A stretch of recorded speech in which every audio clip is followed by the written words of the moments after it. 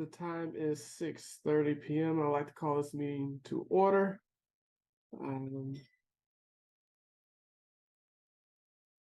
Councilwoman Jones, would you do the invocation, please? Certainly. Thank you. Our eternal God, our Father, we thank you so much for this day. We ask you to continue to bless us, Father, as we move forth in this meeting to talk about the finances of the city of Glenarden. We ask you to continue to bless the leadership, continue to bless the citizens as we move forward, Father, a city on the move. We ask for your grace, your mercy, your guidance, and your wisdom in all that we do. It is in Christ Jesus' name that I pray. Amen. Amen. Amen. And this, for all in attendance, this meeting is being recorded.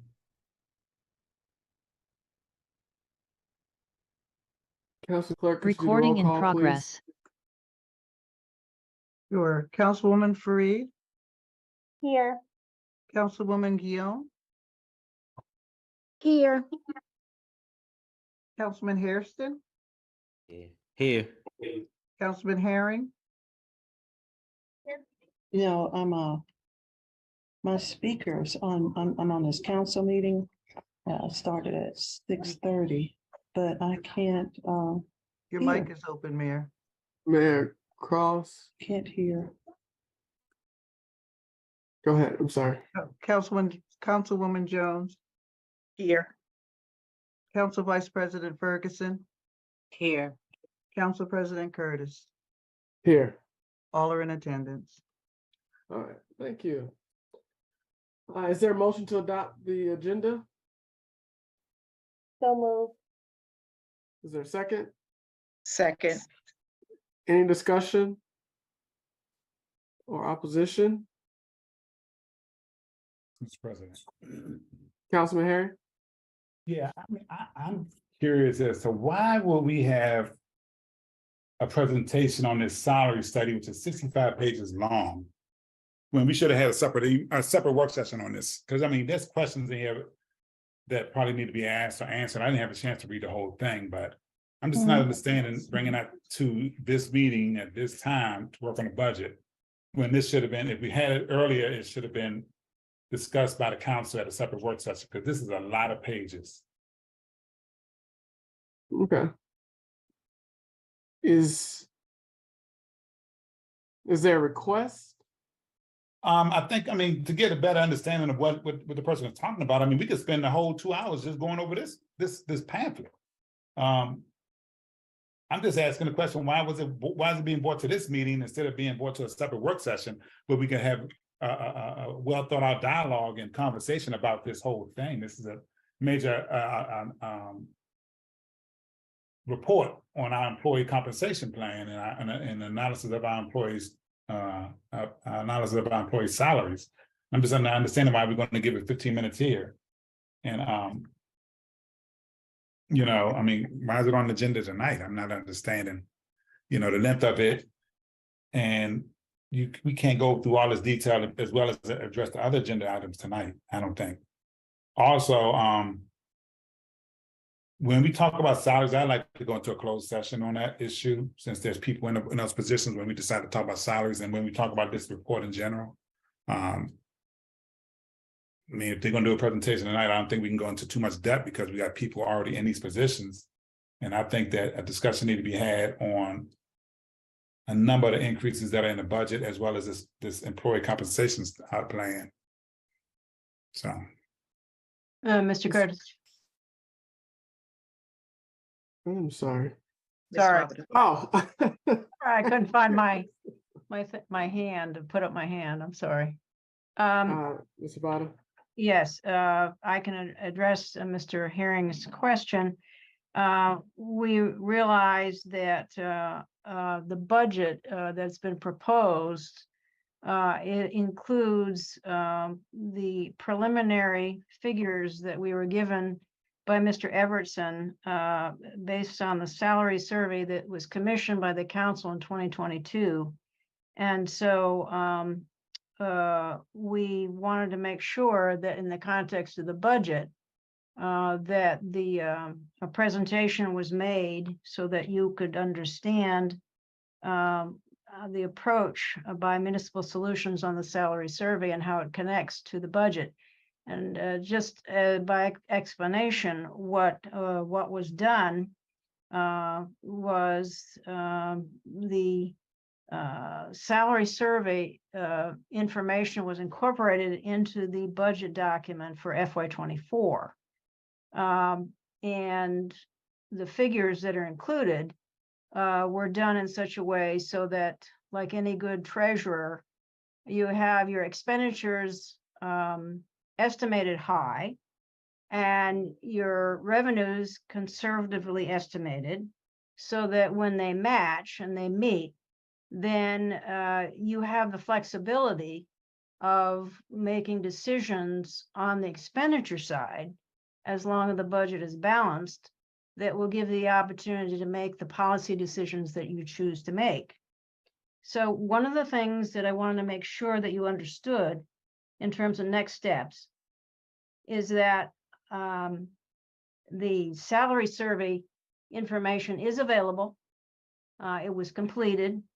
The final report was sent to council, and you certainly can talk about it in closed session in the context of the personnel structure of the city. I do want to let you know that I came to realize after reviewing the final report that in talking to staff and getting some history from Mr. Everson, that there was not going to be any way to implement it without a classification grade structure, because there currently is not one that the city uses. So the information in the budget will have to be a placeholder until the council has a classification plan in front of you. So the next step is to have the classification plan completed. And I've spoken to Mr. Everson, and he's given a proposal, and I've given him the go-ahead to start working on a classification plan, so that at a certain point in time, when the council can take a look at the classification plan, then you'll be able to have something to adopt that can be implemented. So right now, the study you have in front of you, the analysis, is the data. There are no steps to be implemented at this point in time. So this information we wanted to get to the council because obviously the budget document includes the salary increases based on the preliminary numbers that Mr. Stewart received from Municipal Solutions. If that helps shape the discussion, that is the basis for putting it in front of you so that you could understand the connection and what has to happen next. Does that help? Based on the fact that go ahead. Councilman Harry? Was Ms. Sabata done? She's not finished. Yeah, I hope that helps explain where we are.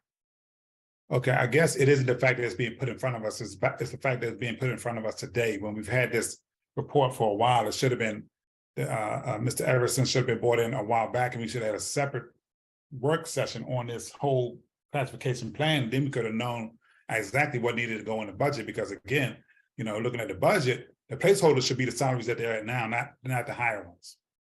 So, I mean, that's just my feeling, but I'm just still saying this is a 65-page document, and we're going to sit here and discuss this probably for 15 minutes.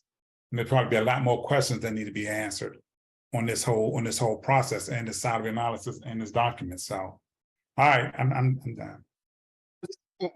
And to your point, Mr. Herring, so you know, we can listen to Mr. Everson's presentation today. As Ms. Sabata said, that there will be a classification project and we can have a work session on that classification project in the future if needed. And if at the end of the presentation, there are still some questions from the council that needs to be answered, then we can work to set up another meeting with Mr. Everston. I understand your concern. As Ms. Habata stated that the salaries, one, we have this meeting today and another meeting tomorrow, so we have some more meetings before this budget becomes final. But salary, all of them in the budget, just a placeholder until we have a classification in front of us that we've discussed, that we agree upon, and that we approve. Mr. Curtis. Ms. Habata. Just one final note. We did get the final report in May, earlier in this month. And the decision I made was to make sure that it got included in the budget process, since it had budget implications, given what was done before I got here in terms of the study. And certainly a separate meeting on this, as well as when the classification plan comes in front of you, is warranted. And wanted to have an opportunity for you to have the report if you have any questions that you wanted to focus on with Mr. Evertson. And certainly he'll be coming back to us with a classification plan. Is that satisfactory, Mr. Councilman Harry? I mean, yeah, I mean, it's fine. I would like to have a meeting on this 65-page document though, with Okay. Mr. Everson there, at some point, because again, it's a lot of information. And there's major decisions that need to be made on this. Okay. As relates to your point about having a closed session, I think that as long as we stick to positions and not names, I think we're fine. I think if we're getting into actual individuals and naming people, then that will warrant a closed session. But because we have everything in the budget by position, and that's open to the public, I think we could do that portion in an open forum, open meeting. You have people in those positions, and most people know who's in those positions. So it's not nothing anonymous about that. Again, I still think we're going to be discussing these salaries, and people are in those positions. And I still think it needs to be in a closed session. Better safe than sorry, because again, a lot of people know who works where and knows who's at this position and who's at that position. So it isn't like it's going to be anonymous. Okay. Any discussion that's being made. Okay. Our parliamentary isn't here, but we can take a motion within a motion. This is fine. So are you motioning that the salary discussion or the presentation be held in closed? The presentation is fine. I'm just talking about when we get to the part of talk about salaries in the budget. Okay. All right. Okay. No, presentation is fine. I'm just talking about that. Okay. Well, when we get to that point, whatever point that you think it should be enclosed, just make a motion and now address it. Any other discussion? Just All right. one final note, and just to be clear, we can't implement anything that the numbers that are in the budget until council approves a classification plan. So other than you're discussing the report at a separate meeting or now or hearing the presentation, that's up to you to how you want to do that this evening. Okay. Actually, Thank you. Mr. President, actually you can. We've been once the budget is passed, it's law. The salaries are salaries. And you can award them how you see fit. That's what they always done, and that's what they're going to continue to do. And that's why these salaries need to be rolled back to where they are now, and then get the classification plan and take them up versus voting the budget with these high salaries in here and rolling them back. Because they are going to go into place once that budget get approved, they will go into effect. Okay. Thank you. We'll address it when we get to that point. So let's settle on the agenda right now. Any other discussion on the agenda? Hearing none, and that there were no adjustments to the agenda.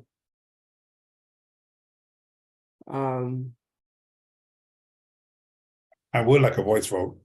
I was waiting on you to say that. Madam Clerk?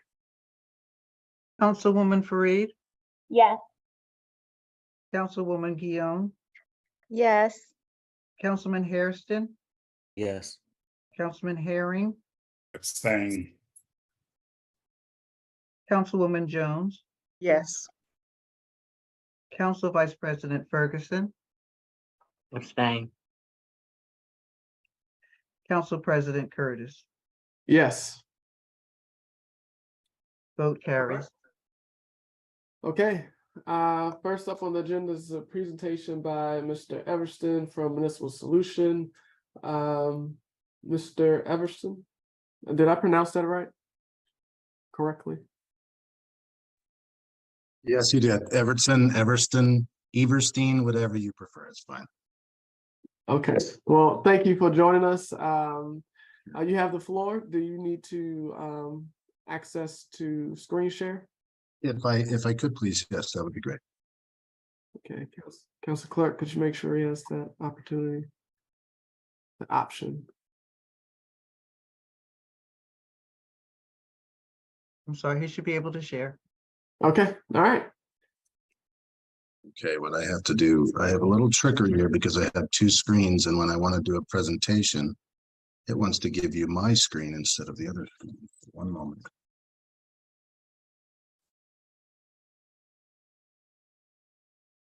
Did it work? Yes, it did.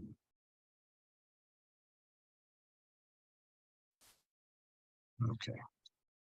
Go to share screen.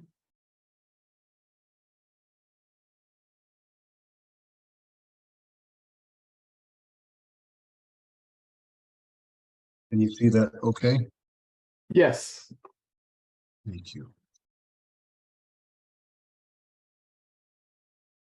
Good evening, Mayor, members of the council. It's a pleasure to be with you tonight and share some things that I hope will be really important. My wife, thank you, by the way, for the comments and the discussion, Mr. Herring and Ms. Habada. Thank you for your thoughts on that. What I want to do with that in mind is just give you a quick overview of how the report is structured so that it'll be easier for you to read. It is a lot of pages, it is a lot to digest, but giving you 3 or 4 points that I think will be really helpful, you'll be able to hone in on really the meat of the report. My wife once told me years ago, we've been doing this for 20 years, and oops, let me try that again right here. It doesn't like it. One moment, I'm sorry. There we go. My wife told me years ago that remember how important these studies are to the municipalities, to the council members, to the employees, to the residents of the community. So we try to take a very careful, thoughtful approach and very detail-oriented approach to this. And so if there's a lot of information there, it's because we want to be as thorough, and the point of the report is to be implemented or to be acted upon. And so it needs to be clear as well. So I hope my presentation will be brief enough, but also clear enough for you to get some value from. I'm going to skip through this really quickly. I'll ask Ms. Habada if she will send this to you after we're done. That's going to be a matter of public record anyway, but we've been doing this for about 20 years. In fact, our 20th year will be on July 23rd of this year. We have a lot of consultants and a lot of public agencies that we've worked in, both in the United States and internationally. Lots of consulting projects. We've been in 38 states, and just some bios of some of our team there. I'm going to focus on this really quickly, just for a moment. One of the things that we hear a lot in local government is when employees, and I'm a 3-time former city manager, worked with over 400 municipalities. So this, I believe I'm underpaid. I do more work than they do. I've been here longer. I have more education experience than this other person. These are things that are constantly a struggle between equity and inequity within an organization. When there's inequity or there's perception of inequity in pay, it affects the organizational culture. It affects attraction and retention of employees. It has an impact on the quality of services. With the city of Alamogordo, we just finished a big assessment for them. There are 350 employees, and 20% of their positions are constantly vacant. And they literally had the bottom, their salaries were so bad that they were having, difficulty retaining and attracting employees. So that can affect some municipalities, and sometimes within a municipality, specific types of positions like police and fire or other positions that may require a little more attention to detail on competitiveness. So what we want to try to do is reconcile those irregularities and then identify any fiscal impact of any transition that we might require, so the so what question. These are some other things that we focus on. Job descriptions, do they meet the legal requirements? Cities that have classification systems, how do we address irregularities and equities? If positions are compressed and they should be spread apart or classified differently. Is the city overpaying for benefits? So we have a spreadsheet that will be provided to you that is very comprehensive and looks at 18 municipalities and their policies on salaries, accrual of how their sick leave, vacation leave, is their pay, is their cash value, how much rolls over every year, their pension, their medical benefits, dental benefits, what the city's contribution is. All of that information has been provided in addition to the salaries. And why that's important is because if there's a fiscal impact, you might also want to take a look at how your benefits stack up to other municipalities, and that information will be provided to you. Are you underpaying for benefits? Are you overpaying for benefits? Those are just some of the questions that we're going to try to answer for you.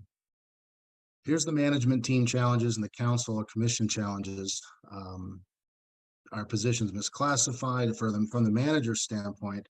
Is there compression in classifications? Is there lack of fairness? We have a problem attracting and retaining employees. And then you have council questions of what is this costing us? What is our personnel expenditures and our total budget compared to other municipalities? Are we over? Are we under?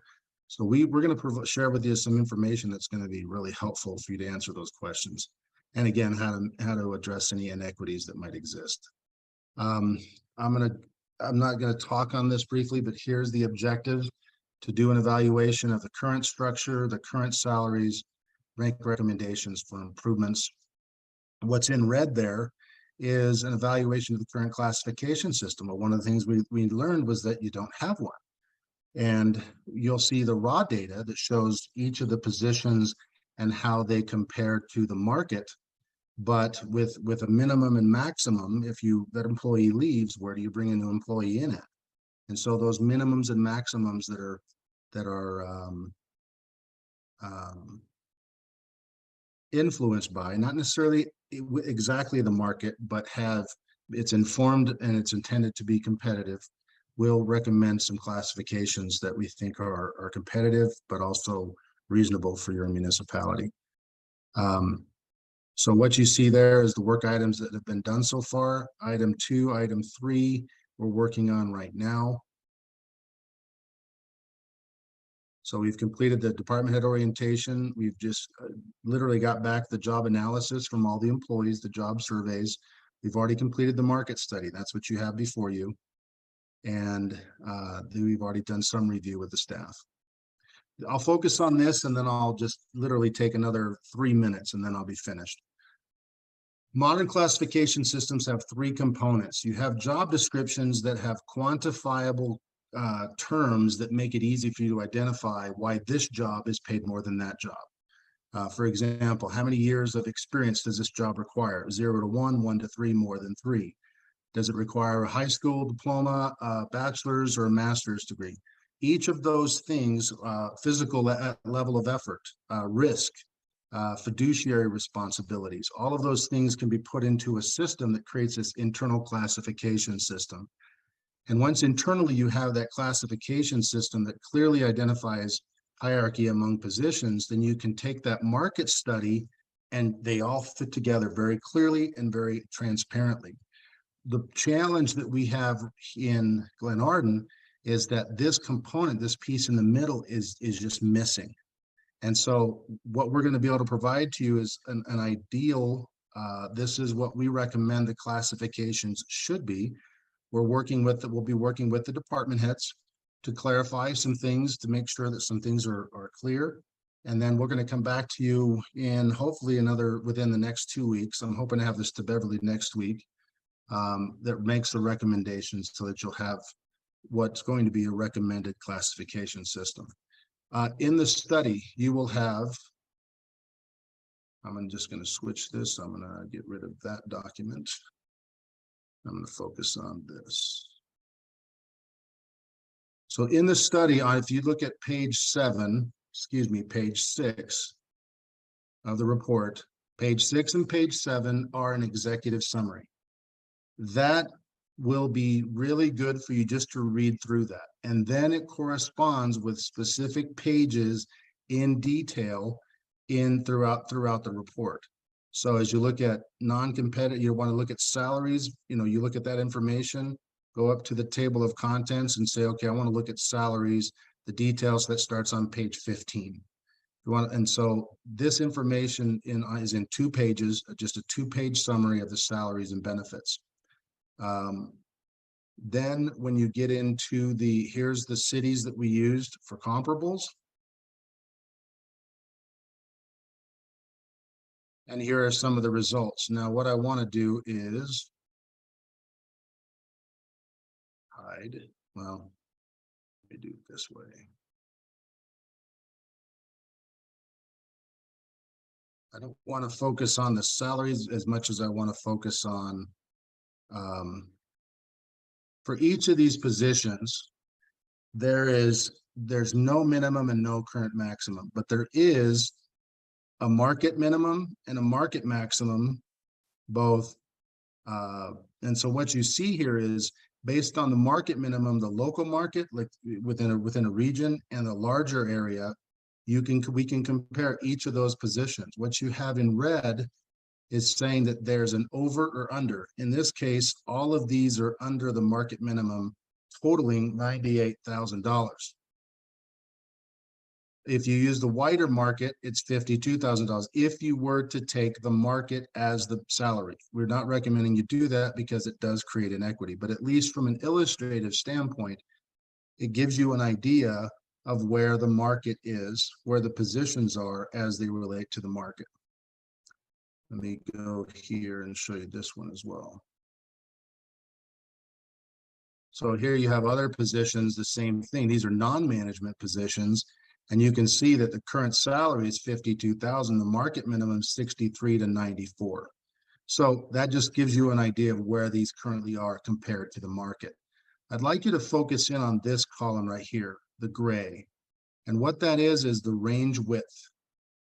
How wide is the minimum to maximum? And some of the municipalities that we're working with, they'll have a range of from minimum to maximum of 20,000, and the market is 40,000. What that means oftentimes is the minimum is too low and the maximum is too low, and they're too close together. Employees max out too quickly, and then your people are out looking for other jobs, and so we want to be careful about that. So all of these positions, you have all that information in the report. You can look at it one by one. Just read the recommendations, and it should explain it.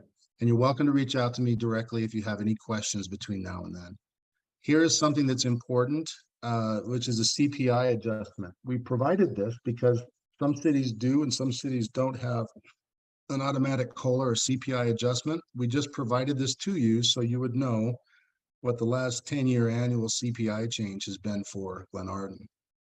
And it's my understanding that last year there was it 5% adjustment? Does that sound right? I don't know. I have to check with Treasurer Stewart. Okay, I think it was a 5%, which, considering over the last 10 years, that's you're still trying to play catch up. Here's something that we also wanted you to see, and this is really useful. So how does your budget compare to other municipalities? Here's the red population. Here's the employee equivalent. How many employees, total full-time employees they have, and then employees per 1,000. Are you guys overstaffed or understaffed? You're looking pretty darn good. I mean, that's really close. So employees per 1,000, you're not way under, you're not way over. It's just about ideal. This other number over here, the 53.44 compared to the 56.36, this is comparing the total percentage of general fund budget as personnel costs. And so your personnel costs are slightly under, but still very good, very in line. You can see Walkersville is 29, Mount Rainier's 63. And so on average, but the median is you're very close to that. So that's good. Salaries and benefits. Salaries and benefits. This is interesting, something you might find interesting. So of that, the personnel expenditures, how much of your personnel expenditures are spent on salaries and how much are spent on benefits?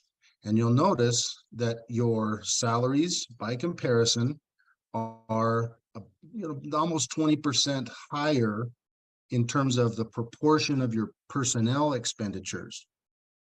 So you're spending about 20% more of your budget towards salaries and about 8% less on benefits. And I have to tell you, I think that's wise because a lot of municipalities are still 20 years behind and they're giving lots and lots of benefits, even though most families now have 2-income households, and one of those, both of them have a lot of benefits. So if there's ways for municipalities to improve benefit quality, but also reduce the cost, that makes a lot of sense because most municipalities' employees are looking for disposable income. I don't know what the desires are in Glenarden, but I'm sure that like a lot of other municipalities, employees would like to have a little more money in their pocket. Whether or not they want to sacrifice benefits or not is another question. And also in the report, what you'll find is some of the information about the benefits that we put together. So you can see the COLA policies for these different municipalities, how many years it takes to accrue, how many accruals you get. So all of this is comparative information. And with that, I'm going to go ahead and stop. But if you have any questions on that, we are thrilled to be able to provide you some really, really solid data. In the report, you'll also have, I didn't share with you the spreadsheets because it has people's names on it, but we have done a deep dive on every single position within the municipality with each position and made sure that we really truly understood what the positions were doing and how they compare to the municipalities. So you'll have all that to make those decisions, and we're here to answer any questions that you might have as you make those decisions. So thank you. I'm sorry for taking so long. Yeah, well, thank you, Mr. Everston. Are there any questions from the council?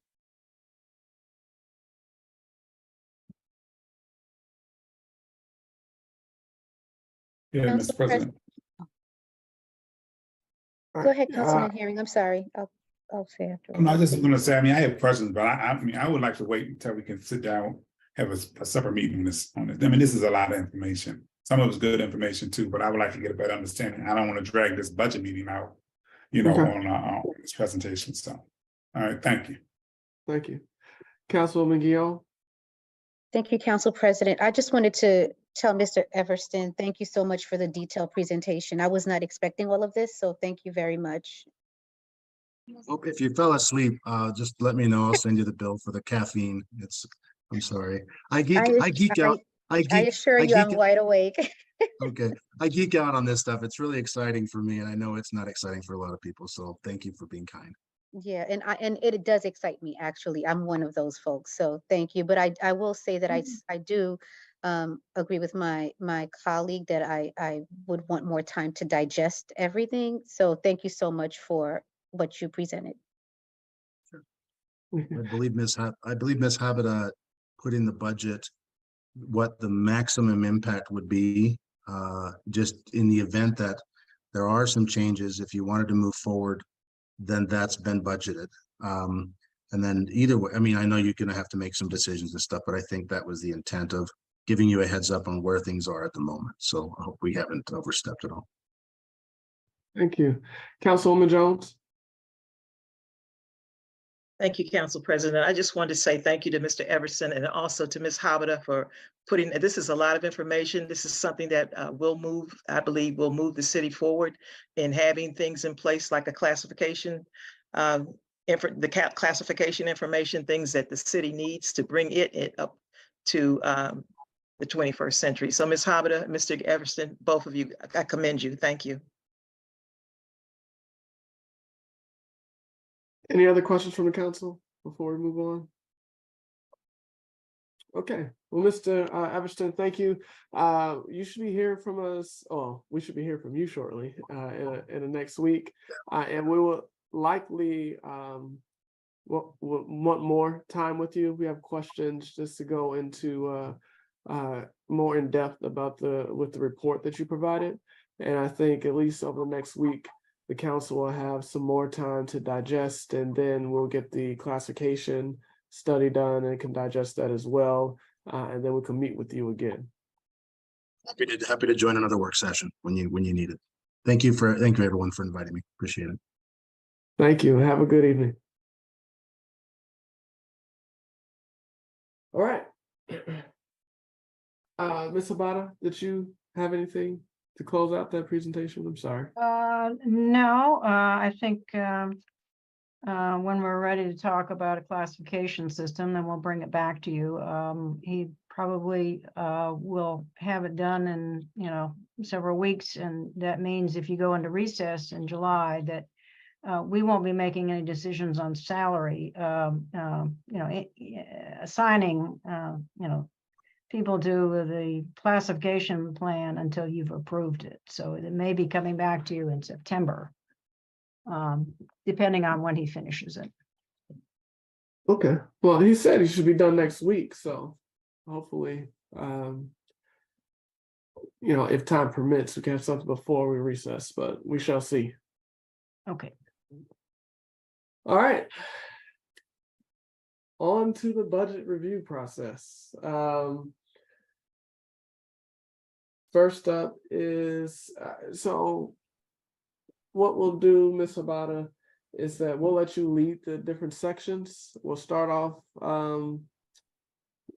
with you introducing it, and then we'll open the floor to council for the questions that each council member has for each section going through. So first up is capital projects and ARPA funding. I'm sorry, one second. Councilwoman Fareed. Yes, thank you, Council President. Good evening, council members and citizens. I do have a comment, a general comment. I know I've made this comment the last few years we've reviewed the budget. When we receive the budget and we're looking at the numbers that are being proposed for the next fiscal year, it's really helpful to see where we are at year to date in the current fiscal year. Right now, what we're seeing is fiscal year 21, fiscal year 22, but we don't have any reference to what has happened in fiscal year 23 to really get an understanding of whether or not the approved budget in 23 was met or not. And so therefore have a frame of reference for looking at 24 to say, should we go up? Should we go down? If we're staying flat, does that make sense? So I would ask as we go through these numbers, if it could either be displayed or spoken, what the year to date amounts are for fiscal year 23, so that we can have a sense of, are we over budget from the fiscal year 23 approved budget? Are we under budget? How does that compare? I just don't want to look at this and say, okay, we're flat year over year, and then find out that the year to date, especially when it comes to revenues, is far less than what we even anticipated when we created the 23 approved budget. Thank you, Councilwoman. Thank you, Councilwoman Fareed. Councilwoman Gill.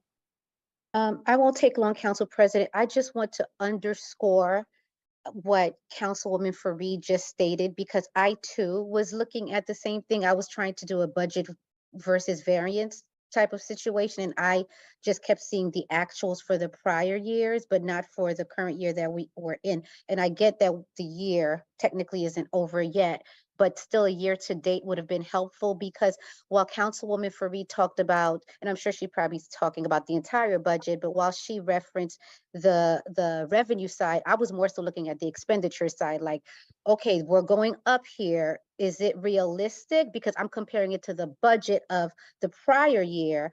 And I don't know if, well, actually, this current year that we're in, we actually went over the expenditure number. So that's why it is what it is. So I just want to, I try not to comment too much if somebody already made a comment that I agree with, but I just felt the need to over and underscore that particular point that she made. So if that can, Ms. Habada, I know you're new, but if we can over stress this to the treasurer and the administration to please have that going forward, it'll be very helpful for at least myself. And I guess Councilwoman Fareed, and I see others shaking their heads. Thank you. Thank you. All right, Ms. Sabata, you're up. Okay. On page 7 of the document is the Capital Projects Fund. And on the last page of the document, page 23. One is second. Okay, So, because I'm going to pull up the document that Okay, good. you're going to reference. Yeah. And I want to make sure I have that in front of me. So we're starting out with capital projects, correct? Yes, And you say that is on page 7? yes. Mr. President, may I ask why you're doing that? Yes, sir, Councilman Harry. Can I ask what, well, isn't this the mayor's budget? Why isn't the mayor not presenting this along with the city manager? I'm just trying to understand, because I still have, to this date, I have not even seen the mayor's letter. I don't know if anybody else has, but I'm still trying to find the mayor's letter that came with the budget. So I'm just trying to figure out what's what, because again, you know, it does say it's the mayor's budget, and I'm trying to figure out, you know, I don't want to go through all of this and then she say I'm gonna veto it. I mean, and also in speaking with, I mean, just agreeing with Councilwoman Fareed and Councilwoman Guillaume, the charter actually requires to have actuals in this budget document, current year actuals in the budget document per the charter. So, I mean, I'm not understanding how this is all is going, because I would like to get the mayor's budget message, because I still haven't seen it. So that's just a question. I mean, we can go on with what we're gonna do, but I'm just asking. I just wasn't sure how this was functioning, because the mayor usually always be an active part in this because it is their budget. And I don't, you know, a lot of times that's how they end up getting vetoed, because they feel they hadn't had no say in it or no part in it. Even though they really don't have no say in changes, but they can explain what they're doing if that's what they put, if this is the budget that they put together. And this is the budget that they submitted to us, they should be able to explain their budget. But Thank you. we can go on. Fine. Thank you, Councilman Harry. Councilwoman Jones.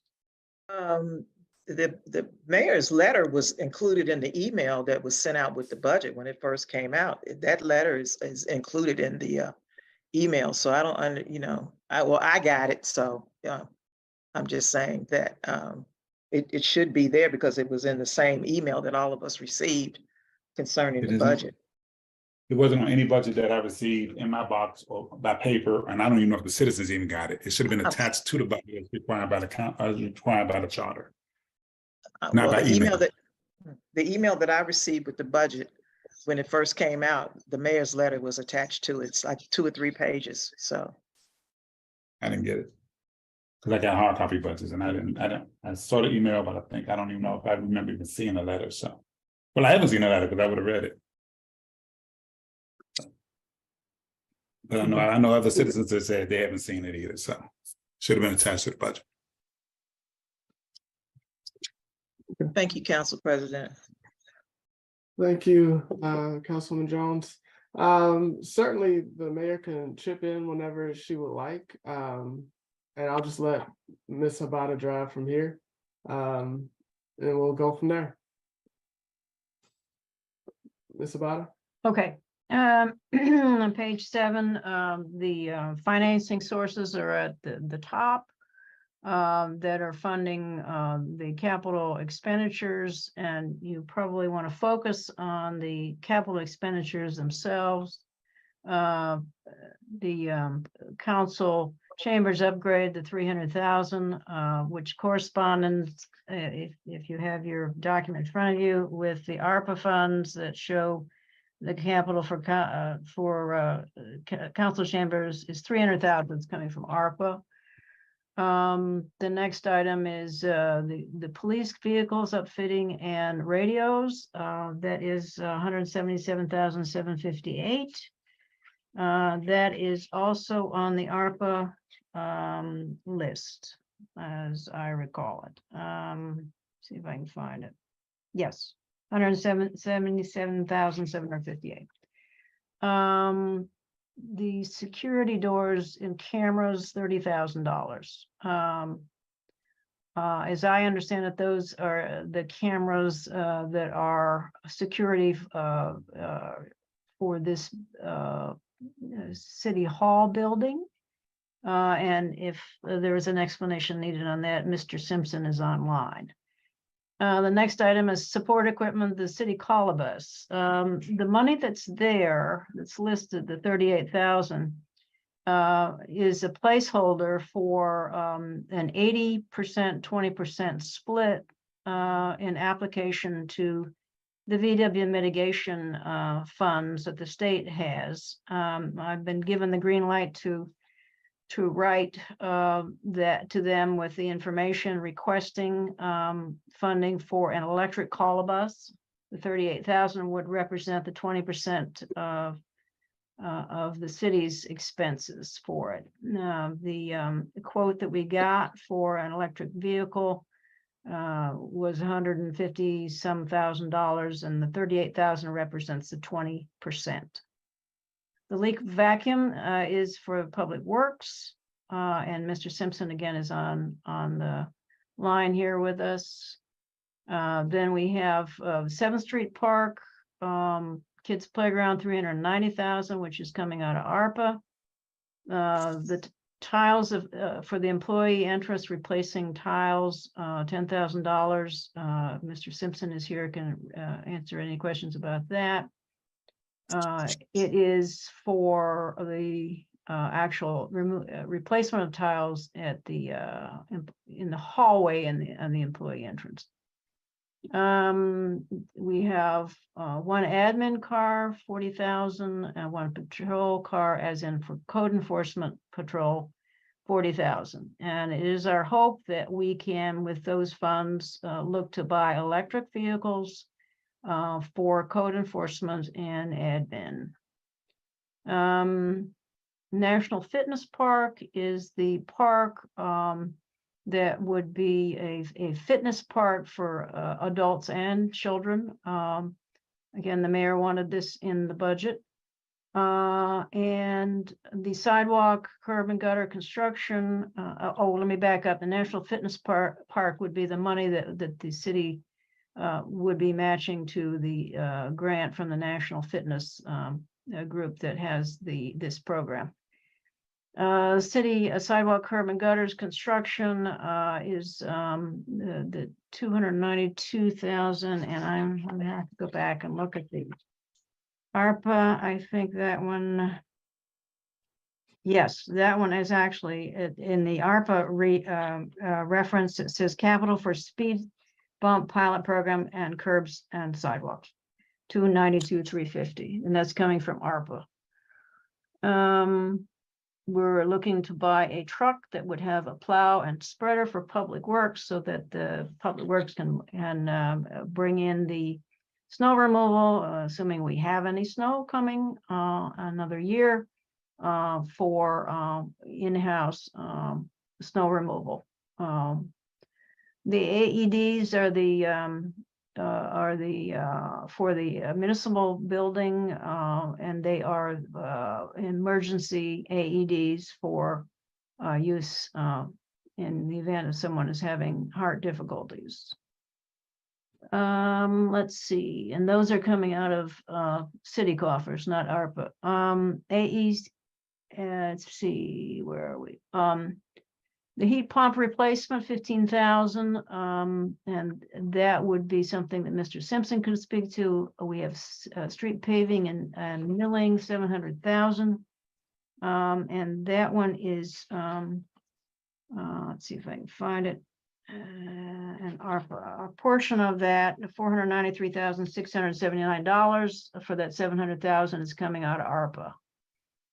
DPW backhoe tractor, they are requesting, instead of spending that on a backhoe tractor, we've discovered that there are 2 mowers that are on their last legs and will have to be replaced. So the riding mowers, 2 of those instead of the backhoe tractor. Mr. Simpson is here tonight if you have questions about that.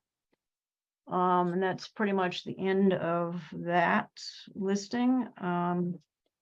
The ARPA funds, if you go to That's page about it. 23. That's about it. Yes. We can break here, and I Sure. see Councilman Fareed has it before we go to the ARPA section. Councilwoman Fareed? Yes, I had several questions. If we could go back to the elevator project of where it says the grant was needed. I thought that there was a grant already for that. Was that an unsuccessful investigation? There was no money for the elevator? I'm not aware of a grant, but perhaps Mr. Stewart can address that if he knows the answer to that, because I don't know the answer to that. Mr. Stewart? Thank you, Council President, and thank you, Ms. Fareed, for that question.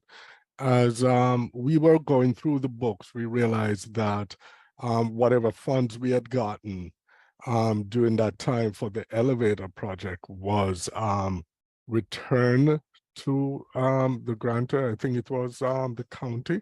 And then, you know, there was some mix up with regard to getting back the funds, and it didn't work out, but I can tell you that we will be working on that to see if we could get it back in place. I'm going to actually work with Mr. Herring to see how best we could you know, get back these funds so that we could put up this elevator, because it has been a while. It has been a project that we need to get back in place and get it done. So that will be one of my projects for 2024, to get back this grant to put in the elevator. Okay, thank you. My next question was on the 7th Street Park Improvement Kids Playground. The difference between 2023 and 2024, is that the amount of money that's been spent so far, or are you coming in with lower estimates? Because I just want to make sure it's not just the playground equipment that's being captured here. We also have the floodplain survey, the land may need to be worked a little bit. I know we have spent some money on clearing trees there already. So if you could just kind of explain what that 28% difference is.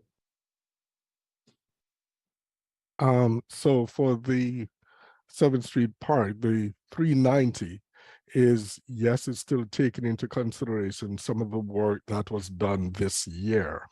But we project that to get the park completed, we will require to have at least $390,000.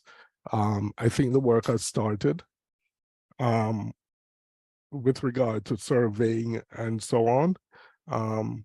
But yes, this 390 is what we are projecting so far. And that's based off of the estimate of the playground equipment as well that we received from Play Spark Play. I forgot the name of them. I know recently we've received some estimates. I just want to make sure that we have enough cushion in there to do everything we need to do. Yes, and I understand. I think the National Fitness Park is going to be contributing some funds to, because if I can remember, the 7th Street Park is where the fitness equipment will be going. Okay. If anyone can remind me. Yeah, But so when that you was look my at next those, question, sorry, since you got there, because right now the space, what we said last year was after we were able to do a survey and see what could fit in that space, then we would assess whether or not the fitness court could go there. And as of right now, based on the survey that we received from, or the results that we received on that particular site, there's barely enough space for the playground. So I think looking at adding a fitness court to 7th Street Park at this time is premature and does not need to be included in this budget. So that was going to be my next question. Where is this National Fitness Park? If you're saying it's supposed to be at 7th Street, I don't know that we can do that. yes, and thanks for that information, because as far as I'm concerned, that is where we were intending on putting this funds towards the 7th Street Park. Yeah, So, well, yes. it would need to go towards what's the design that's presented now, not the fitness court. So if you're looking to get funds from, I see it up there, financing sources for the fitness court grant, the 30,000, I don't believe that that would be possible for this year, because we don't, if you, I don't know if you were at the design sessions last week, but the designs that we have now for neighborhood design barely fit a playground. Understood, understood. But we could make that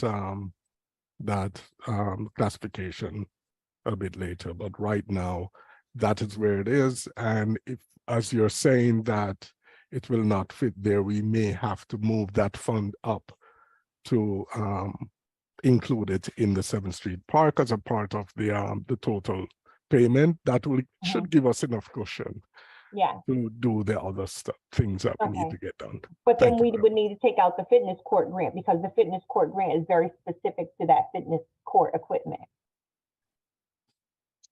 Yes, and that is true. And what will happen is it's going to put a little strain on me, because that means I'm moving an expenditure and putting it up, including it in 7th Street Park expenses, but I'm going to move the grant. So I'm going to be losing $30,000 here. Well, right, which but is we why I could was look into asking this. why you decreased the amount for the playground, because we had always stated from the beginning that the playground would be paid for through ARPA. So I was wondering why you reduced the amount of ARPA funds being used for the playground. Okay, so the information that I got was that the playground, the 7th Street playground, would have cost a little less than what we had from the year before.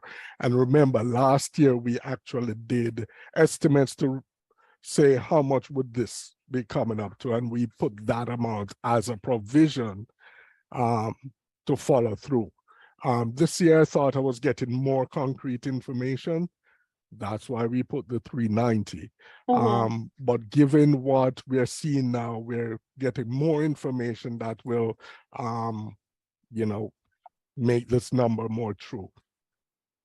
Let me just, I can pull it up while you're talking, but Thank you. yeah, I think we need to adjust it. I can give you kind of the estimate of what they're saying the playground is going to be. I'm fine with 390 if that is already factoring that information in. I just don't want us to fall short.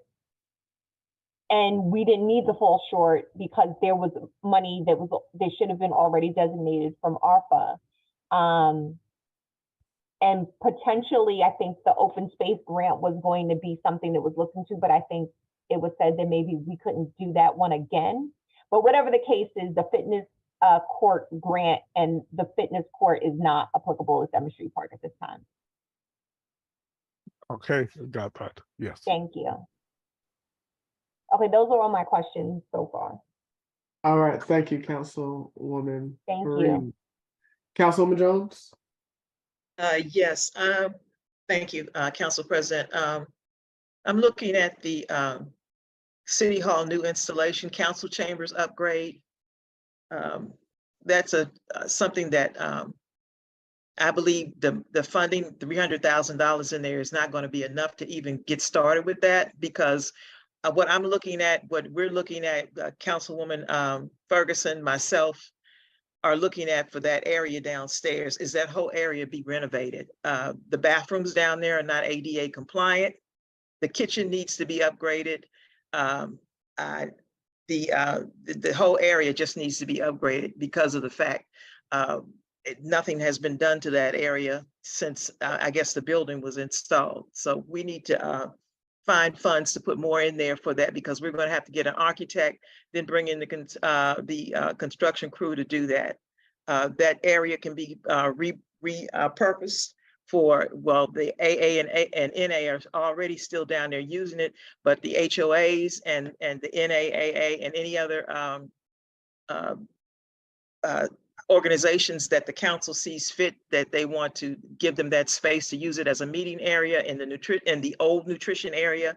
I just believe that that whole area needs to be upgraded, and we need to put more monies towards doing just that. $330,000 or $300,000 is just not okay. It's $330,000. It's just not going to be enough to. And once we find out from the architect what the design is going to look like, and then get the estimated prices from the persons that will do the work, then we'll know how much money. But I think to start off with, it's going to take more than $330,000. Councilwoman Jones, do you have an idea? We don't have an idea because of the fact we were waiting to get the architect on board so we could get so that he would draw us a design, and we would find out. We're in the process now of what I understand from the city manager is that the contract with CPJ was finished in February. So she's right now in the process of getting them back on board, getting a contract with them so that we can continue to do business with them. So we need, right now we're at the stage where we need an architect.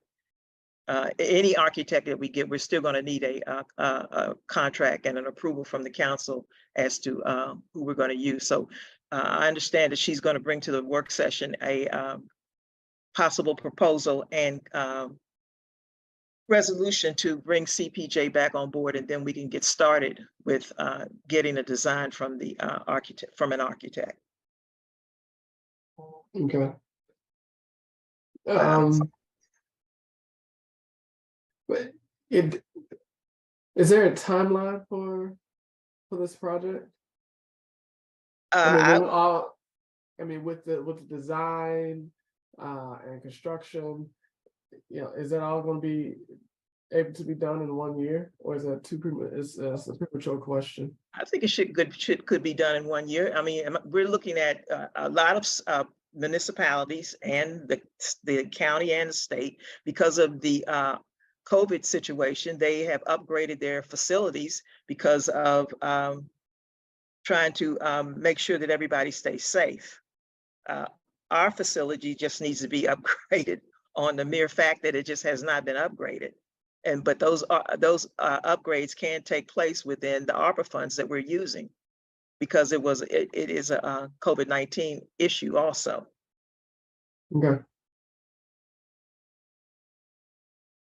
Right. So is there a request that it go to a certain amount, or are we just? I'm requesting that amount be up at least to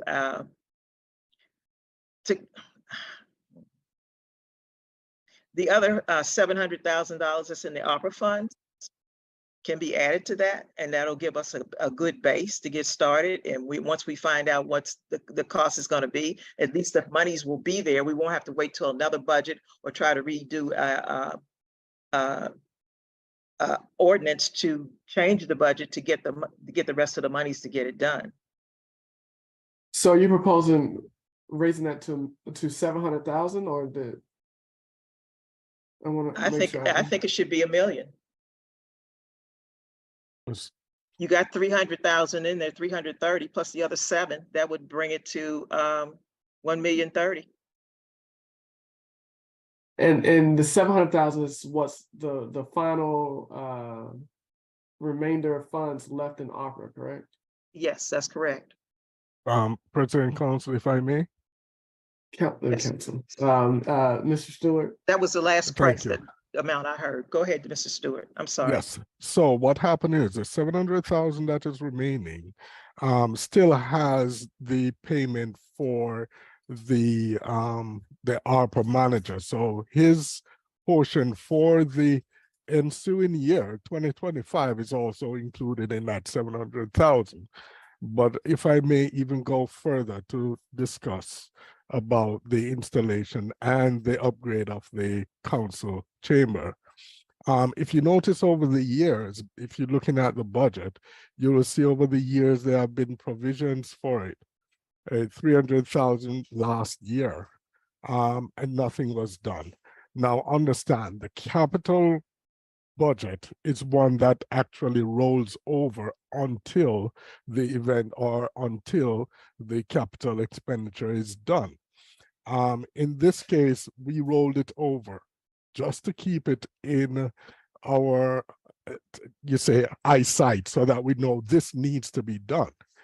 But I believe the rest of the money that may be needed for this project should come from the reserve and not from the ARPA funds, because this has been funds that has been accumulated over the years to be spent on this project, and it was not being done.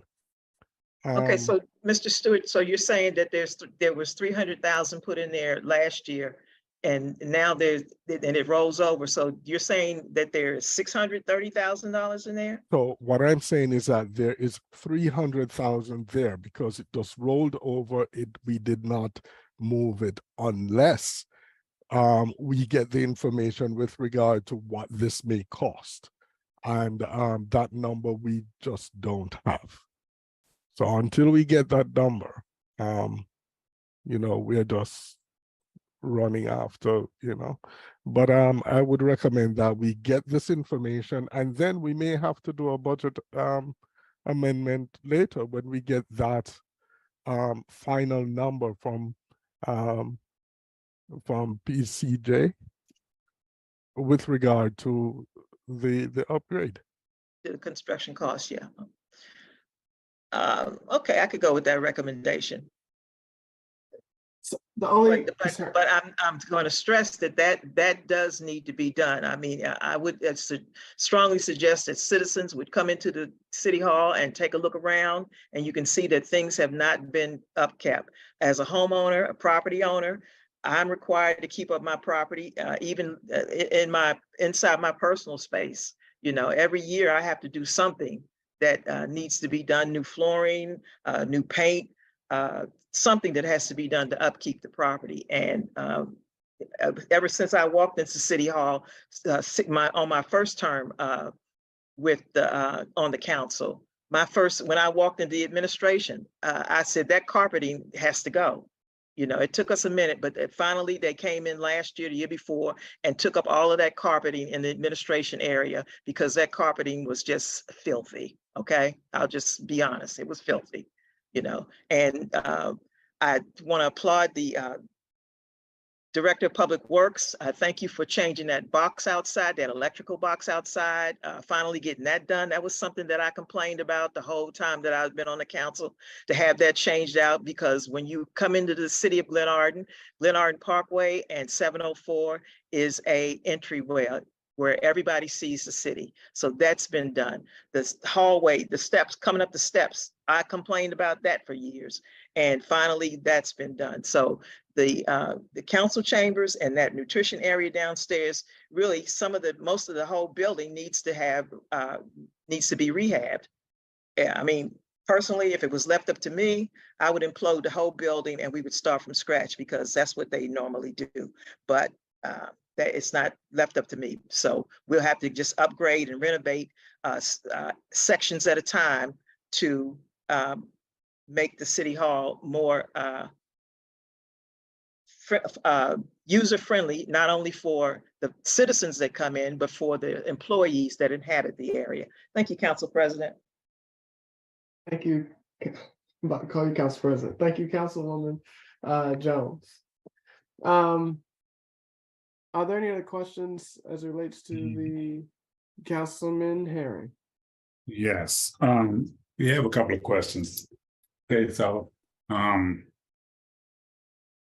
here we go again with these security cameras. Again, and the security door. What do we get? What do we need a security? Where do we need a security door?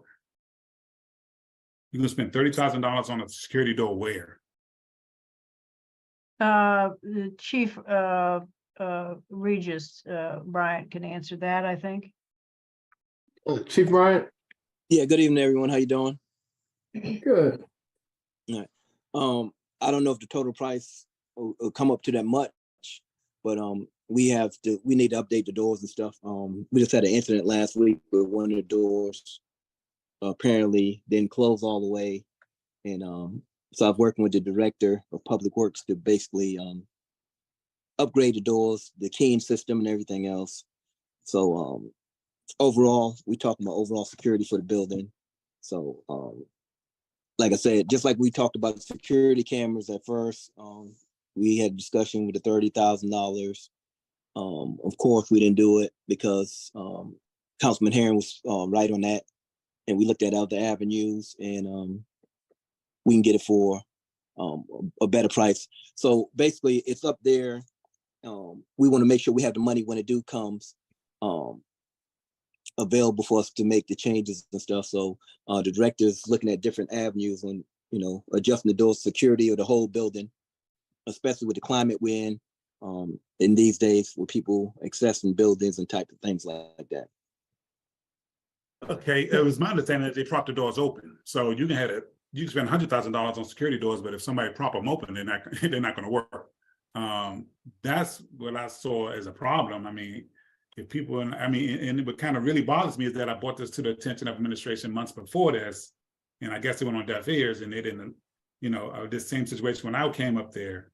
So my thing is that if whoever's running that go room, whoever's in the go room is not securing that building like they're supposed to be, that you can have all the security doors in the world.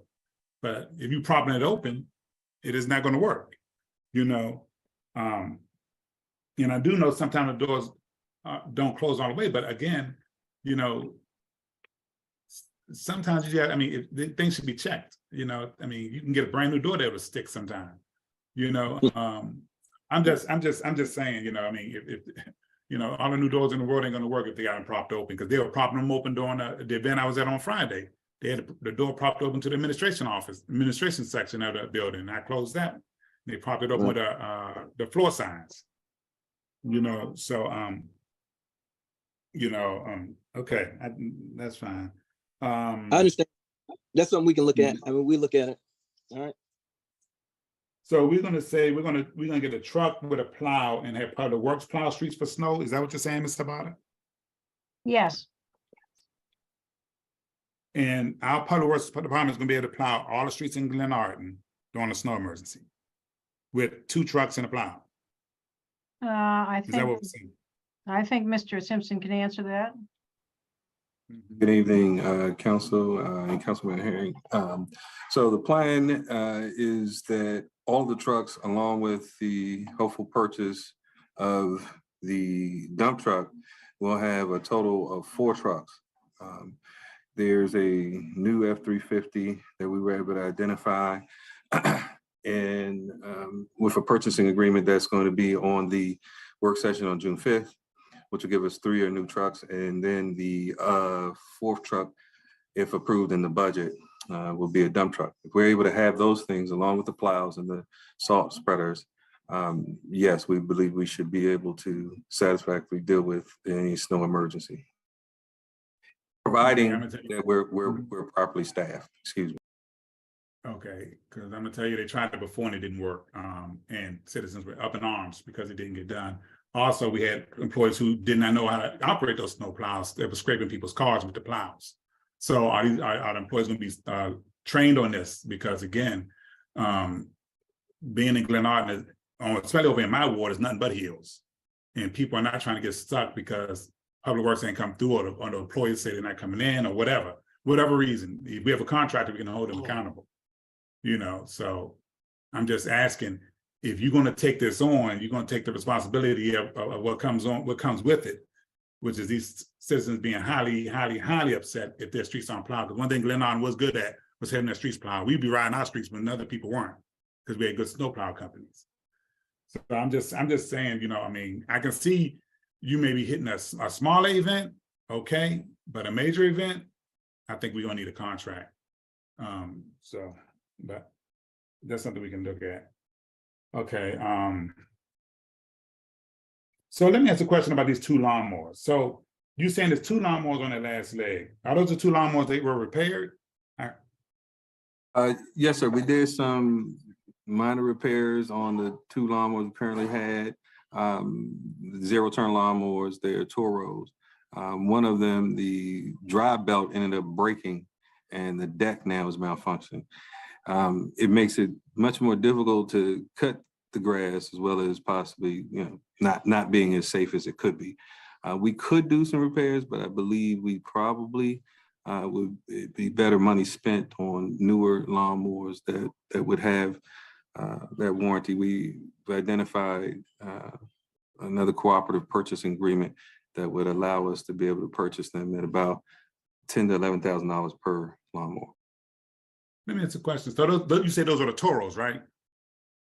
Sir. Toro lawnmowers?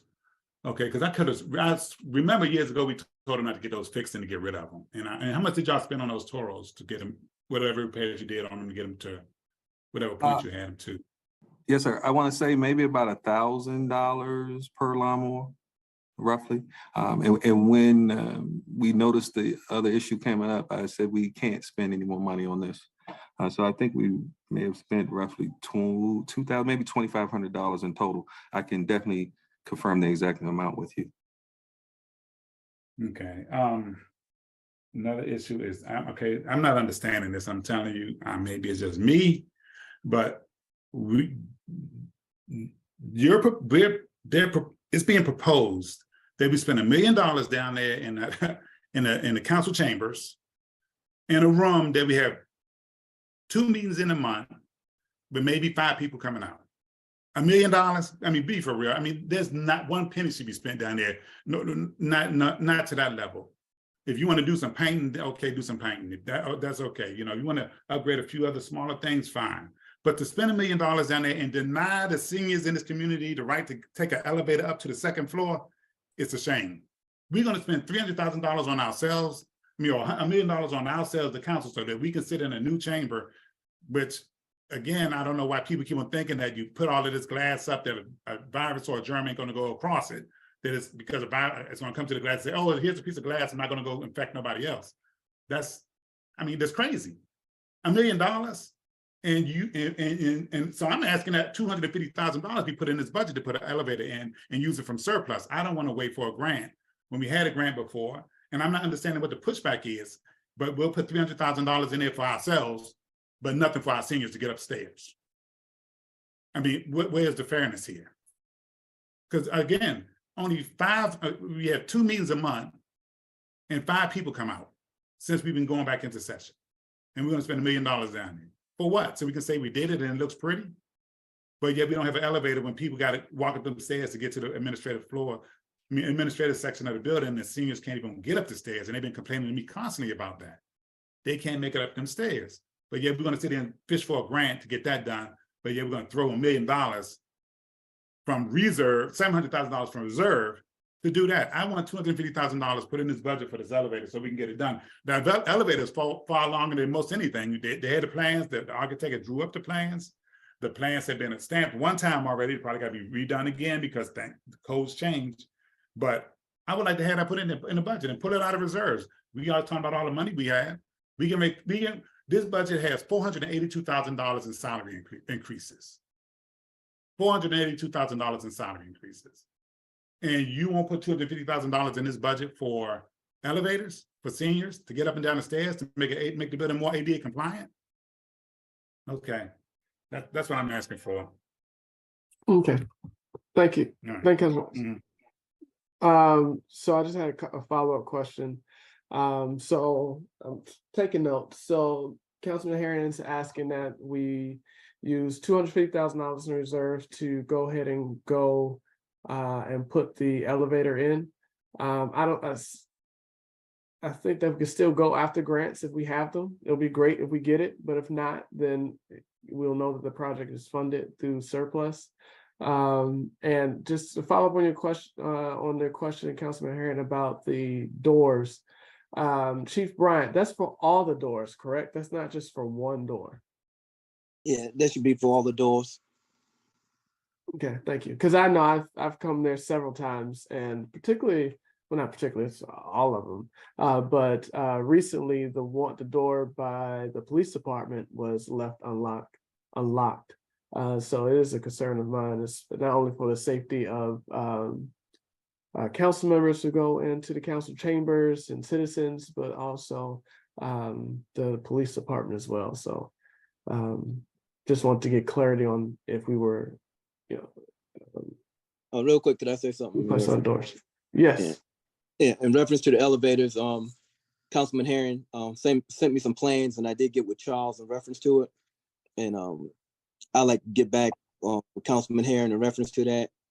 It is a different company now that we're dealing with. So we do follow up on that, the director and myself in reference to that.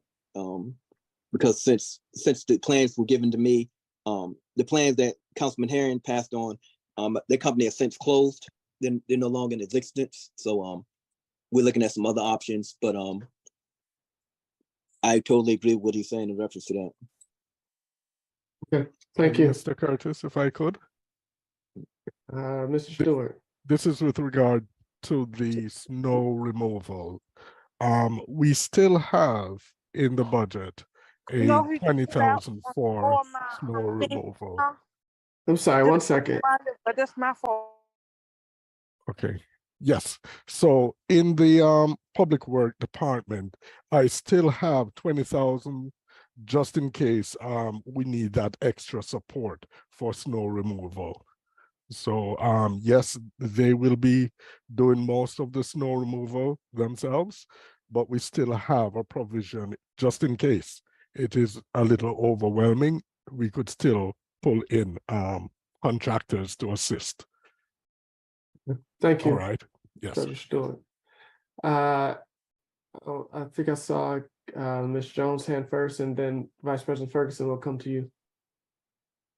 Thank you, Council President. I just wanted to reiterate, as far as the council chambers, it's not necessarily just the dais in the council area, but just having to, like I said, the bathrooms down there need to be ADA compliant. That's also would aid in any seniors that would come to the building. And we have to take in consideration also, every time that we have an event, such as the event that'll probably go on this Saturday, the community police cookout, that area will be opened up for persons to use the bathroom. If it's really hot outside and some seniors show up, that will also be like a cooling area where they go to. When we have Glenarden Day, they use that area, the nutrition center area, for games or for whatever activities they want to go on. And I just believe that it's not necessarily for the council chambers to be upgraded, but for that whole area. And it may not cost $1 million, but we have to start somewhere. And I don't want to be like what we did with Ward 3 streets all those years. They just threw penance money at Ward 3 streets and never got anything done. Now, today, we see that the money has been put in place. The experience, knowledge, and know-how of setting up, getting the persons, the contracts and everything in place to get Ward 3 streets done. The sidewalks are being done and are in the process of being done right today. And now the Ward 3 streets will be done. You know, I just don't want to see us just throwing money at it to say, okay, we're going to do it, and then don't do anything. Nothing gets done because we're just throwing pennies at it. I believe that we should invest in that area downstairs to be upgraded, because we use it for more than just council chamber meetings. Thank you, Council President. Thank you. Vice President. Good evening. I wanted to first say that I am in agreement with Councilman Herring about the elevator. We need to go ahead on and put a priority on that and get it in there. We've had several events where, you know, maybe we had food or something upstairs, and I mean, even the center events, the last Glenarden days, she didn't want to go all the way up the steps, where she could have took an elevator to go up to the go room to get food. So there are a number of reasons why we should do that. So we do need to put money in there for that, fund that. My other point is that I agree with Councilwoman Jones. When you really go in there, that area downstairs, I mean, both areas, when you really look, it's a lot of, some things are rusted. It needs to be upgraded. Again, I was going to speak on the bathrooms are not ADA compliant. Electrical outlets. I mean, whether it's $1 million or not, some work needs to be done, and not necessarily to be putting up things for COVID or anything like that. Even with the laptops and the sound systems, and we should be able to bring the laptops in and hook them up. We should have charging stations, and we should not have a extension cord that is almost as long as the building is, and be tripping all over it just so that we can hook all of our laptops up. So, I mean, I think that it should be upgraded. Again, maybe not necessarily $1 million, but the bathrooms definitely need to be upgraded to be ADA compliant. And as far as the doors are concerned, there are several times that that I've come to that municipal center, and the door downstairs going to the chambers, and even the nutritional center. And again, Saturday, after the Monday, when I went in there, that door was open. It had not went all the way. And yes, it was, and then when I went around, it was, someone did prop the door open, which I don't know who did that. But my concern more so is the doors being accessible to anybody that just want to come up and just try the door. I reluctantly went into the building, prayed, and went on in there. But and then I was a little alarmed when I saw, when I got around the corner, that the door was open, prop. But I have come up there, and many times the doors were not closed. So I know one time Mr. Taylor had said something about there would be some swelling or something like that with the doors, but something needs to be done, because it could be a hazard to someone coming in there alone, or people can start come in and just stow away or damage the place, steal, or do whatever. So I think some money needs to be spent on the doors, upgrade or repaired or something. Thank you. Okay. And so, but that said, I do definitely believe that more money needs to be put for the project, and it's not just the chambers; it's that whole area downstairs. Because when you really, like I said, when you really go down and look, it's really old, and it doesn't accommodate like it should. Thank you. So I heard two additions. Any opposition to the $250,000 for the elevator from the council? Okay, hearing none. I'm sorry, did you say that was going to come out of the reserves? Yes. Okay, thank you. No objections. All right, Treasurer Stewart, that's one. Two-part question. I'm sorry, Mr. Stewart? Yes, I'm so sorry, but my internet just stopped a minute. Could you just repeat what you had said about the two additions? Not done yet. I'll get back to you in a second. Okay. All right. Two-part questions. Any opposition to increasing, not the amount, to increasing the funding for council chambers? So hearing none, the biggest hurdle is the amount.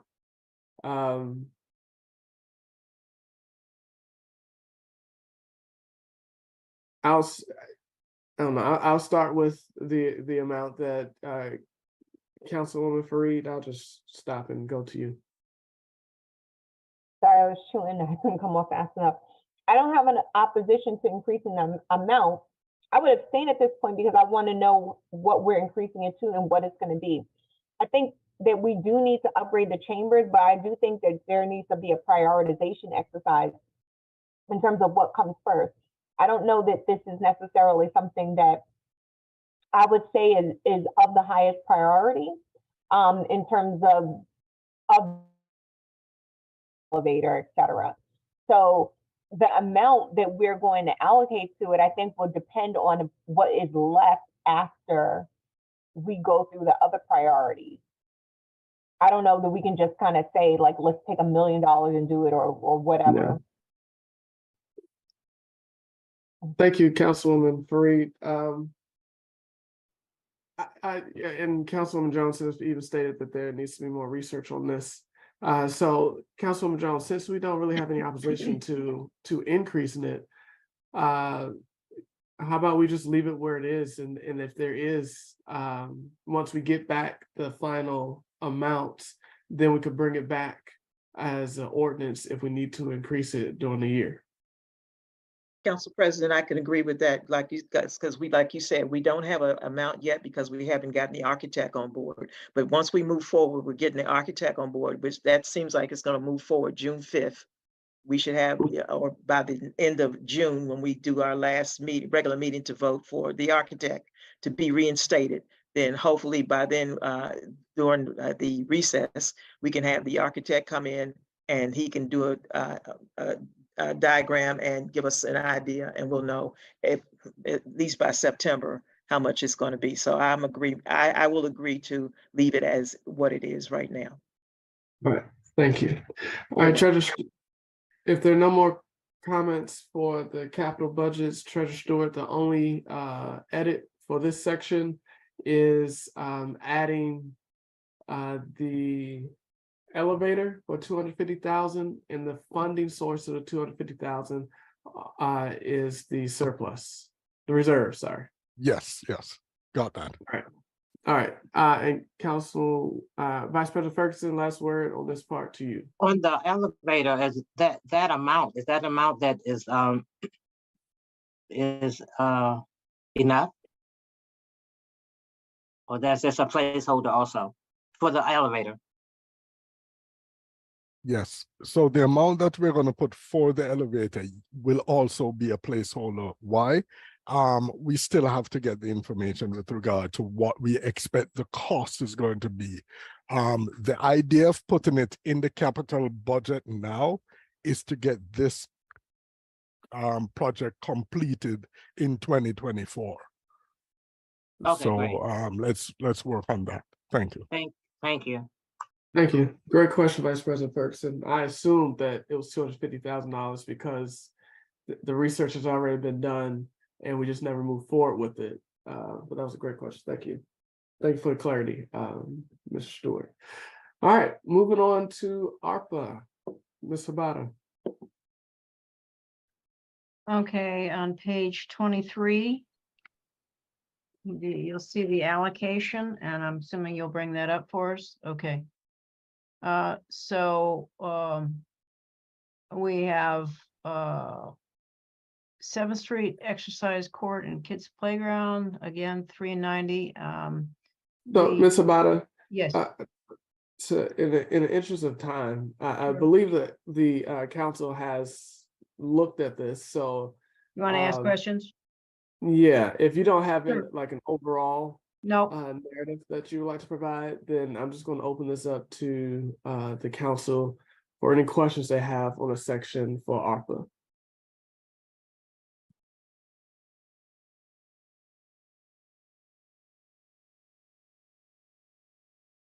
Okay. Hearing none. I have, sorry, you can't see my hand, sorry. A question. Thank you. Councilwoman Fareed. Have we tied these back to all of the resolutions? Because I know we had a lot of resolutions to make sure that we've captured everything. I do believe that they're all present. There's only one that we need to confirm, and that's the intergenerational one, to make sure that's not misnamed here. Because we do have the HOA, the Housing Authority, we have the resident nonprofit assistance of 400,000, and I'm not clear on if some of those were combined, the Good Samaritan with the intergenerational poverty in terms of the 400,000, we'd have to clarify that for you. But the intent was to make sure, like at the Capitol for the speed bump, the 292, it was there. So and stormwater runoff was there. So the only one that we have to confirm, I think, is the Good Samaritan with the intergenerational poverty, and make sure the 400,000 includes both. I believe it does. And the transfers to the gold room, we still need to make transfers to the gold room coming from ARPA? Mr. Stewart. Okay, so that too is a placeholder, and I'm a bit pleased to say that the Go Room is doing well. We don't have staff, so now that we have gotten some contract workers, now I'll be able to really assess to see whether or not this $26,000 will be needed. But for now, it's a placeholder. Just to make sure that we are covered for the goal room. Okay. Thank you. Councilwoman Jones. I just have one question, Ms. Hobble. It says under one of the lines, it says providing competitive wages, and that's zeroed out. We couldn't use the money for that. The monies couldn't be, the ARPA fund money couldn't be used for that. It can be used for premium pay, yes. Okay. All right, thank you. Any other questions related to ARPA funded projects? Mr. Harry? Councilman Harry? No, I don't have anything. Okay, all right. All right. We will move on. Okay. Next up is the review of code positions. Ms. Sabata? Yes. That the code enforcement budget will be found on, let me just see if I can find it quickly. It's on page 17. What we budgeted for is manager position and an additional code enforcement position, 2 positions. One for managing, supervising the code enforcement staff, and the other to add in preparation for expanding the rental licensing program, the vacant lot and vacant property registration program, so that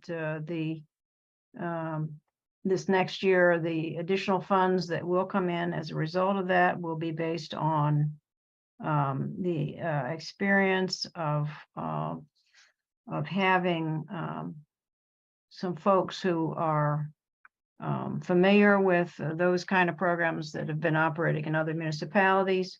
The business license in particular, since there are so many businesses, and what council will be asked to take a look at is that there are so many different fees for different types of businesses. Everything from a restaurant to a bakery is different from a shoe store and that kind of thing. So we're going to be going through the code and bringing to you some recommendations on changes to the business license process that will result in additional funds coming into the city.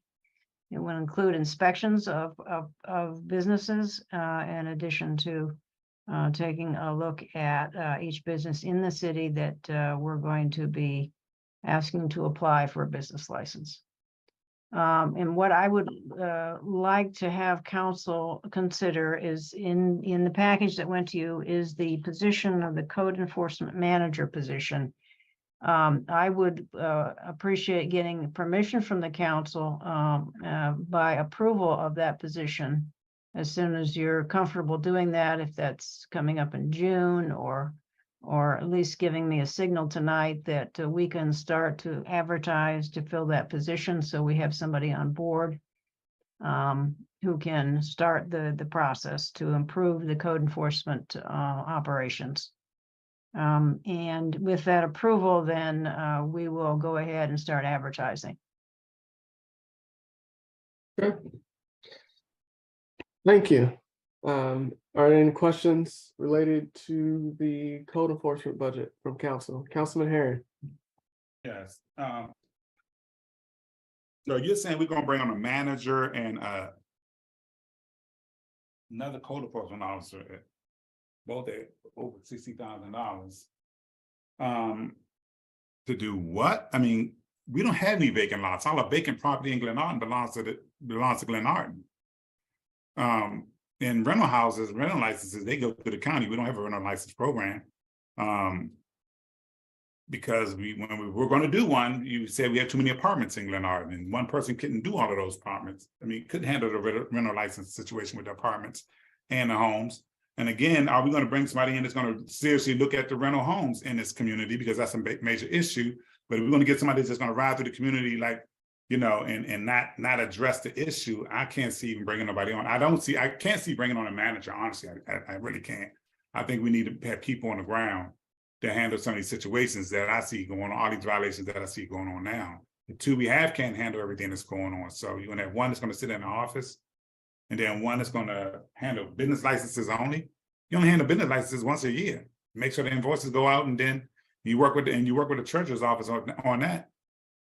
So I can't see the need for these two positions, honestly. I really don't see the need for this much overhead. Again, we loading the Glenarden with a lot of top heavy positions, while, you know, we need some boots on the ground. Again, when I read the job description, it said dealing with business licenses and vacant property and rental licenses, and we don't even deal with rental licenses now. Like I said, unless we're going to have a rental license ordinance put in place, we don't have one now. And I know we don't have one because I pulled it when I brought it out the first time. So we follow under the county. Again, like I said, the county is not doing what they're supposed to be doing, and I don't think we're going to do what we're supposed to be doing, because no one's going to follow through on actually enforcing the fact that people are renting these single-family homes in my ward as multifamily homes. So I'm like, what would these two people?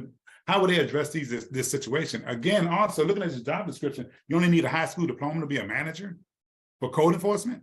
It says a bachelor's preferred, but the standard is a high school diploma.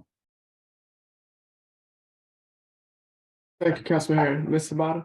Yes, I can answer that question. We're proposing, yes, to have a rental licensing program that will govern the rental licensing in all properties, whether it's single family or multifamily. It will include inspections.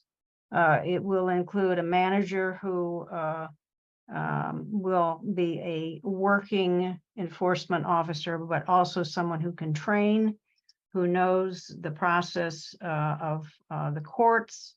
It's my understanding right now that the council had some concerns about code enforcement in terms of what I have heard, that the citation that we're currently using, that the court had remarked that the citation is incorrect. And, you know, my experience in other jurisdictions is that the manager, as well as all code enforcement officers, have the cases that they work and they go to court on those cases, including the manager. The manager is not somebody who's going to sit in an office and write up schedules for what other people are going to be doing. In fact, this is going to be a major effort that has to be started in order to institute a rental licensing program within the city that will cover all properties that we will discover after a while that are rental that we didn't know before. And it will also include business licensing, rather than having a different license for each category, to mirror what other jurisdictions are doing in terms of setting a standard that is will hold up in terms of the court. It is not just a matter of working with the business licensing that the county or the circuit court, we find their records and we go after those folks because it involves inspections. It will be an inspection program for the businesses as well as for the rental licensing program.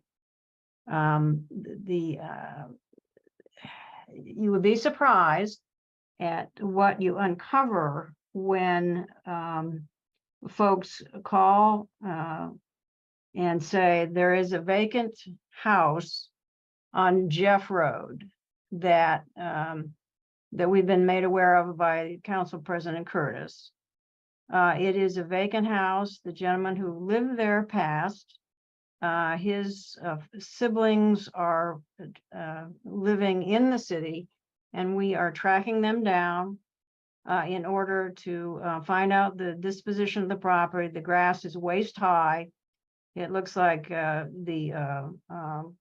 going to have to do an abatement by Public Works to go in and cut the grass because of what happens when the grass grows high and it attracts critters, snakes, and that will impact that neighborhood.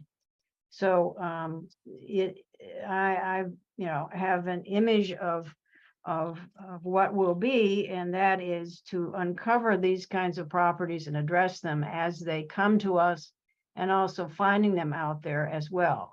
There have been a number of properties that I've seen when I've driven through that clearly look like they're vacant.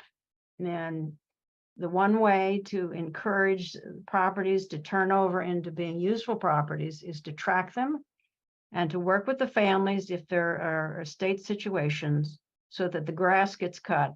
And if the grass is not cut, then an abatement is done and a lien is placed against the property, which is collected by the county at tax sale. The effort here is to make sure that you have people in place who are experienced as a manager, who's been in court and who has set up these kind of programs to be able to regulate the rental licensing that you've had a comment about some problems in the city. Does that help?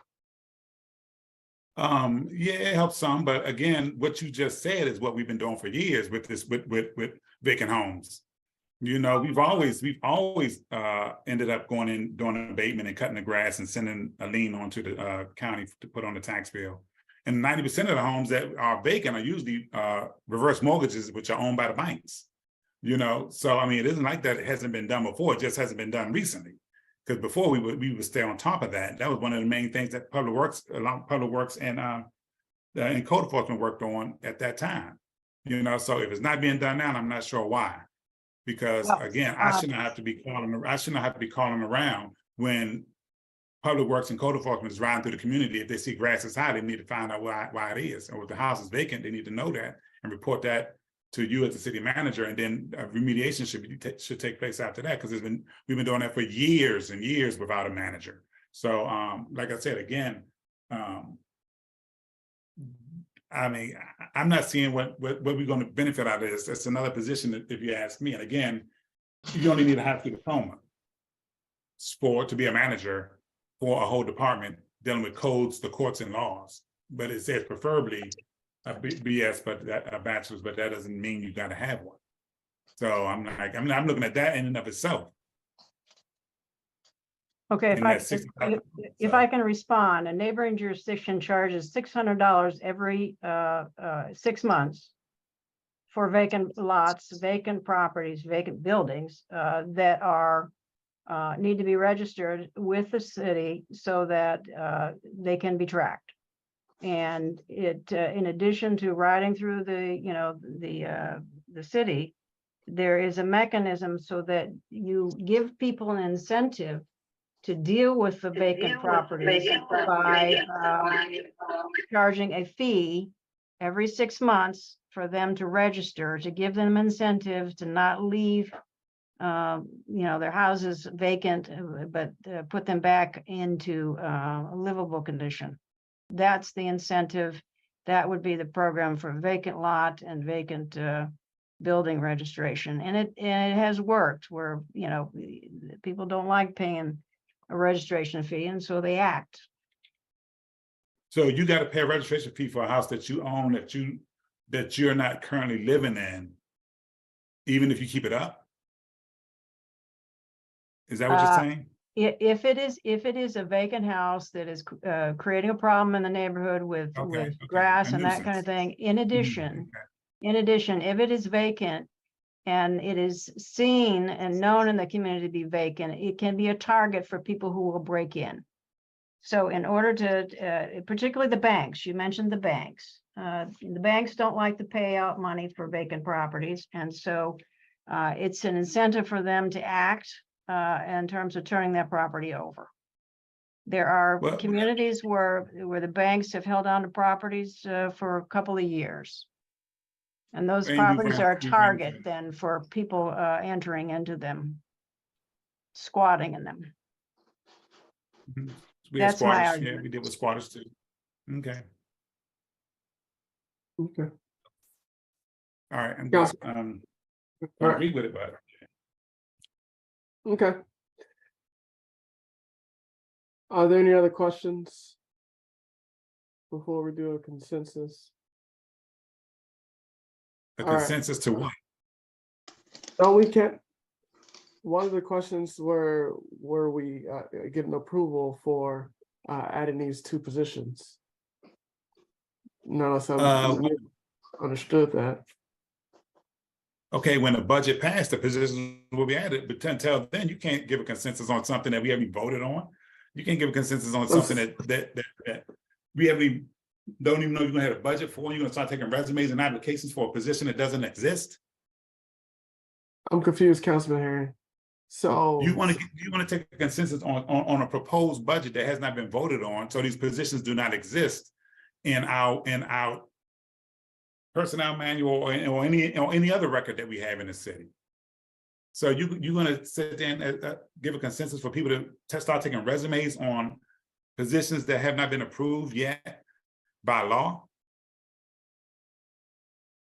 Mr. Curtis, if it would make it more comfortable for council, we can wait until the budget is passed by the middle of or end of June.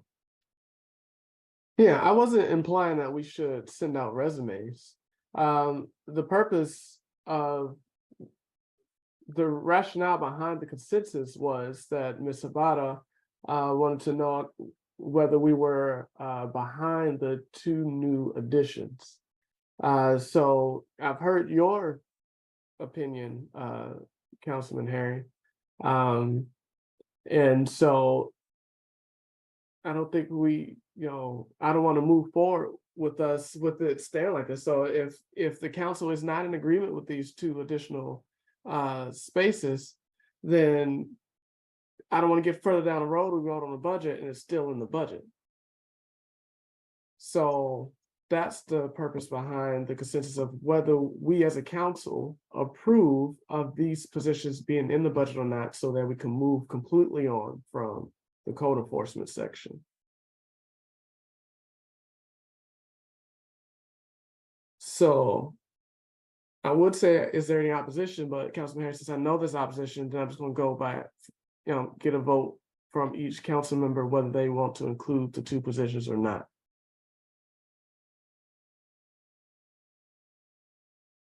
All right.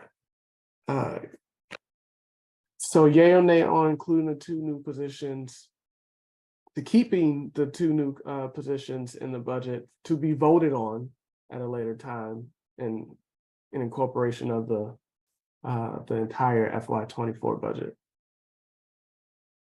Any questions on that before we go, so there's no confusion on the consensus? All right. Councilwoman Jones.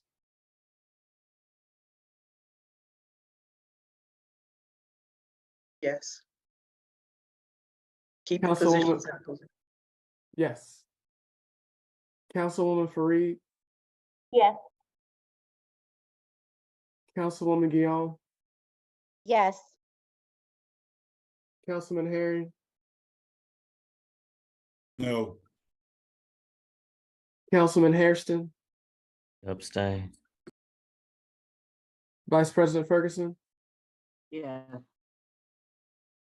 and Council President is a yes. So we'll move forward with that in the proposed budget. All right, hearing no more questions for code enforcement, then we will move on to the police department. City Manager Bott, I'll leave it to you to lead in conjunction with Chief Bryant. Okay, the we're on narrative. starting on page 15. Yes, and it's just if you have a narrative, because I really want to Oh, leave. yes, 15 and 16 and yes, goes through Yeah. 16. Okay, Okay, the yeah. narrative is, you can put that up. Well, all I have is this right here. So is this Oh, the you only don't narrative? have that? Okay. Robin, do you have that on file that you could pull up?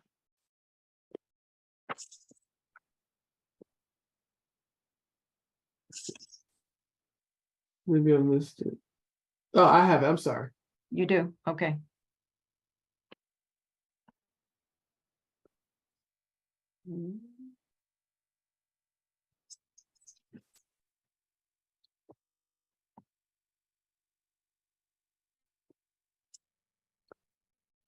Bring it over here. Take it, you cannot see it. 1 second.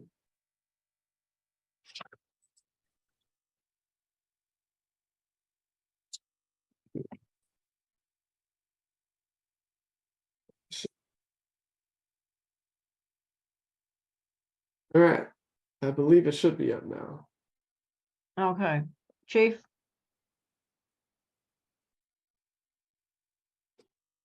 Hello, everyone. Once again, let's see what we have here.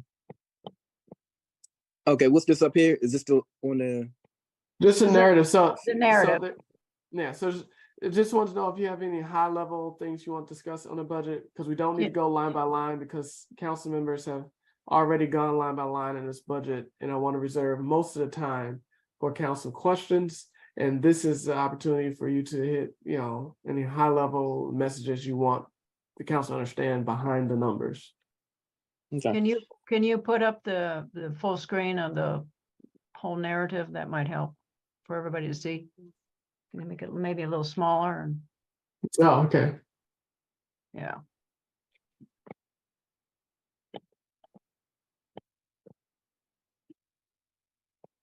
Okay, Chief? Okay. Come on, let's see here.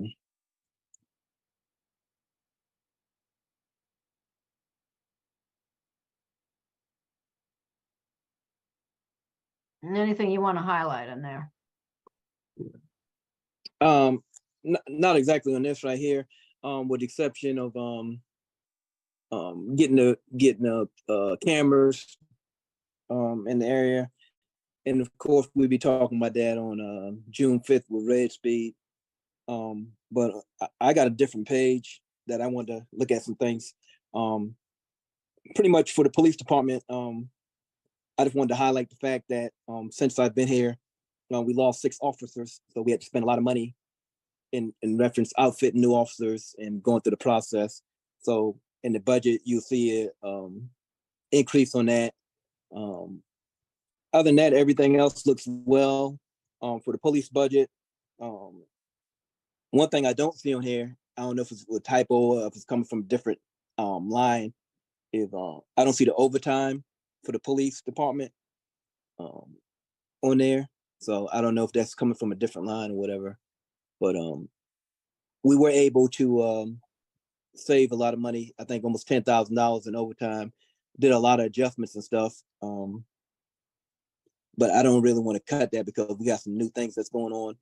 We got an uptick of crime with these stolen autos and juveniles. So that's one thing I like to make sure that we keep at constant. And one other thing you might see is on the police trial board, they came out with new laws for discipline officers and stuff, and doing trial boards and stuff. And that's for all municipalities and in the state of Maryland. So we do have, you see $25,000 from $10,000 in that category in case we have to do a trial board in reference to that. But other than that, everything else looks well with the police department. Okay. Well, I will then open it up to the council members for questions as it relates to the police department, public safety budget. Hey, Council President. Councilman Harry? Yeah, Chief, the what is the increase for the maintenance agreement radio and live scan, and it went up to $25,600, went up $25,000, Okay, let's see. 7123, third line down from the top. Okay, let's see here. 25,000. It went from Okay, 4,400 to I see fiscal. It's right here, Chief. Okay, That line. yeah, so I got is police cruiser radios repairs and cars on Pam's computer maintenance. Okay, I know we need to get an updated live scan machine. So that's one of the things we're working on. We still haven't gotten the quotes in reference to it. But we are behind with the live scan machine and the processing effects and getting information out.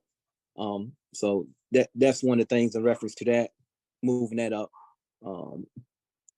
What I was proposing too is looking into the, like we did with the posted machine, getting a lease over a period of time. That way we can get updated versions like we did with the postal machine. After the lease is up, you automatically go to the new machine and stuff like that. But yeah, a lot of the money is for slated for that, for the live scan machine. As you know, we do a lot of live scanning, especially with the new laws changing for people to carry weapons now. Let's see what else. So in overtime is actually on here, 25,000. Okay, I was looking at, I had a different page. Yeah, so yeah, with overtime, like I said, I told you all last year that I was going to make significant changes with the overtime. So we was able to do that. I think right now, after conferring with Dean, I think we're like $9,000 under where we're supposed to be. And right now I'm getting ready to, I just want to make sure that there remains the same. Okay, I can see this better now. Okay, what else? Other than that, everything else looks well to me. Thank you. Also here, was that all? Yeah, that's it. Yeah, thank you. Okay. Thank you.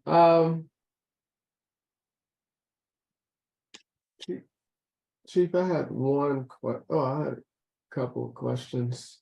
I thought I had it written down, but somehow it went away.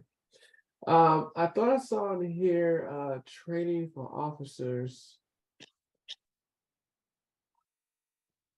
Oh, you might see the first one. The first one is conference and training. Is that what you're Thank talking? you.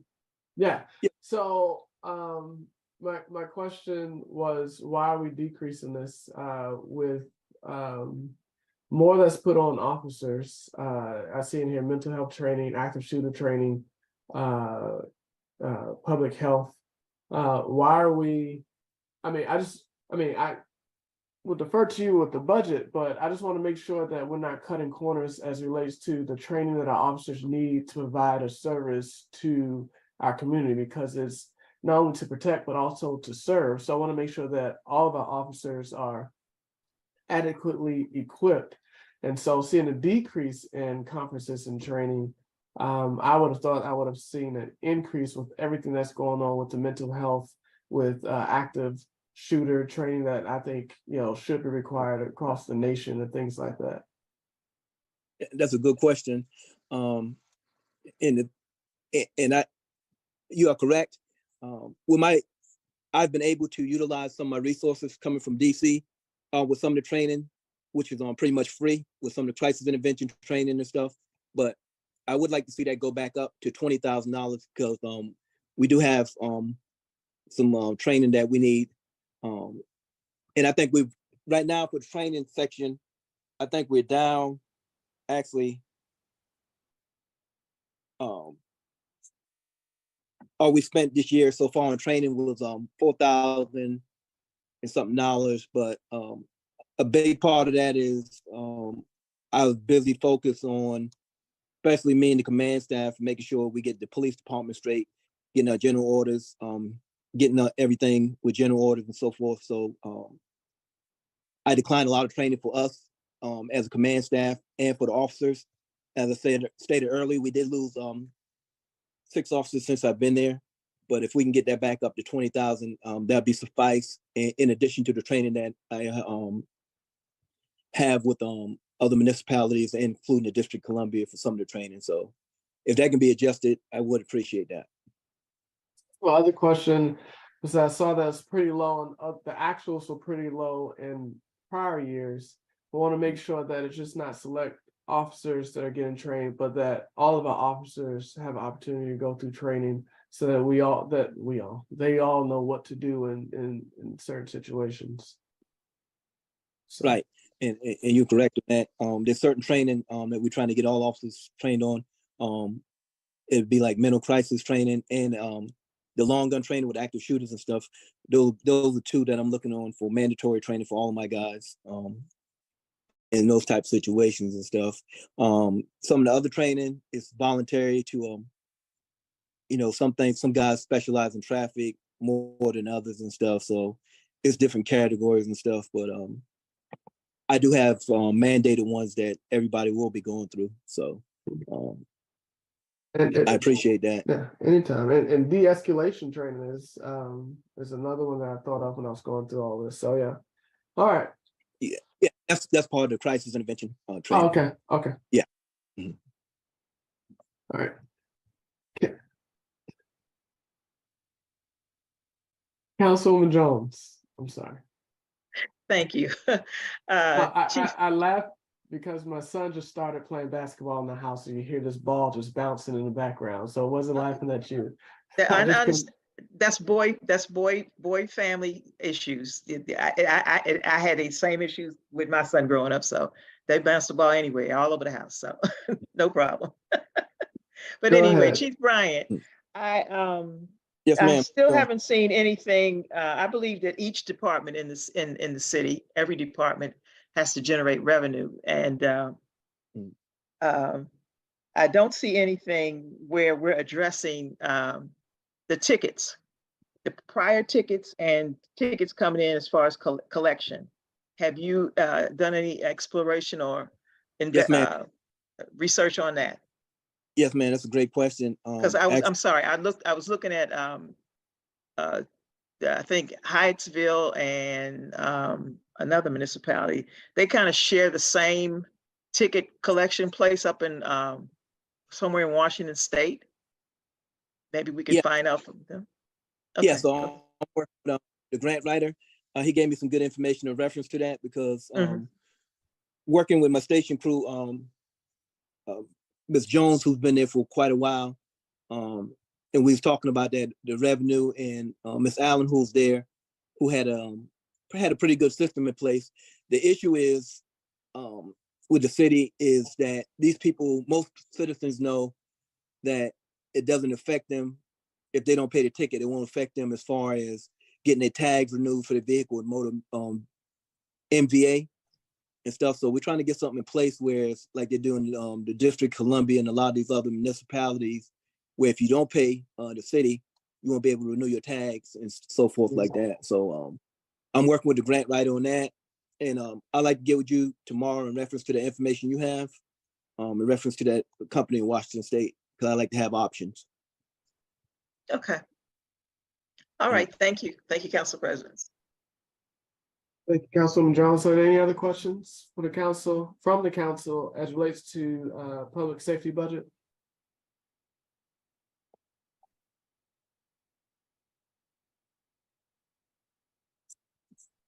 Okay. Well, hearing none, we'll move on. All right, lost my agenda.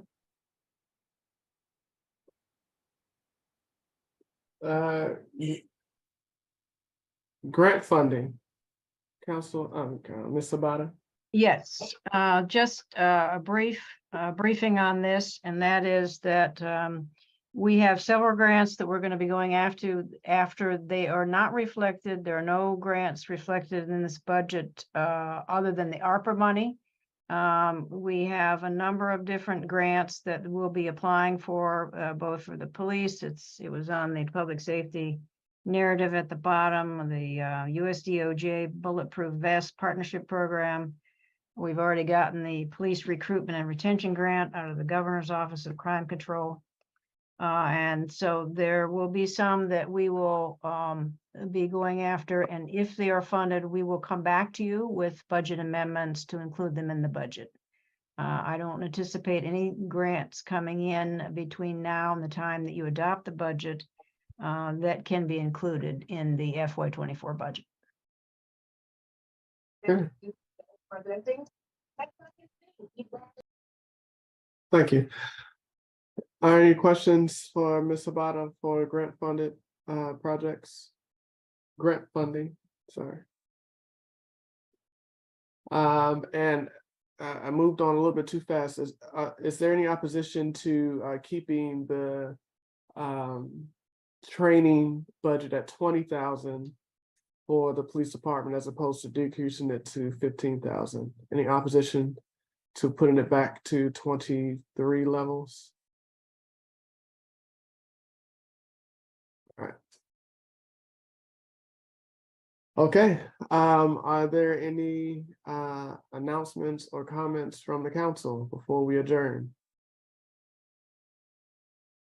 Yeah, Mr. President. Councilman Harry? I just want to reiterate that, I mean, I do have other issues with these budgets, but they all have to do with positions and salaries. So I'm hoping we can get into that closed session at some point. So. Yeah, All right. thank you, Councilman Herring. Our next session will be tomorrow at 6:30, where we'll go through the rest of the budget. Hopefully by next week, Municipal Solutions will have something back to Ms. Sabata. And then we can, Mr. Herring, Councilman Herring, have that closed session. As it stands now, all the salaries in the budget are just placeholders. So even if we do approve the budget, it doesn't mean that, you know, those positions will automatically be paid that amount. But before we even vote on this, we should be able to have a in-depth conversation in closed session as it relates to the salaries. So hopefully we can get that up and going in the next coming week or two. Next week is our regularly scheduled work session on the 5th of June. And so then there's a public hearing the following week, and then we don't vote on the budget until the subsequent week. So we have some time. Councilwoman Guillaume. Thank you, Council President. I will not take long. I just wanted to, number one, say thank you for raising the attention. I believe it was Councilman Herring, but I'm not sure right now, but I do know we all supported the special attention to the elevator. So making sure that I just know that I am grateful that that is getting special attention. And I also want to thank Ms. Habata with her leadership as far as the code enforcement is concerned. I tend to go towards the code encouragement approach versus code enforcement. So thank you for your thoughts around that. So thank you. Yeah, thank you. Any other comments or announcements by council? All right, I only have one is that hopefully people can come out to the police community cookout on Saturday. Chief, what time is that? That is from noon to 4. We got pretty much everything in place. We're excited about it. Went around to some more community members today. I was able to get some flyers out at Memorial Day service. And so we're pretty excited about it, and looking forward to seeing everyone out there. Yeah, so come out, know who is on our police force, who have sworn to serve and protect the city of Glenarden. It'll be great to have that citizen police relationship so that we can continue to make the city safe and family friendly. With that, the time is 8:44 and this meeting is now adjourned. See you guys tomorrow. Have a good evening. Good evening. Good Good night. night. Night.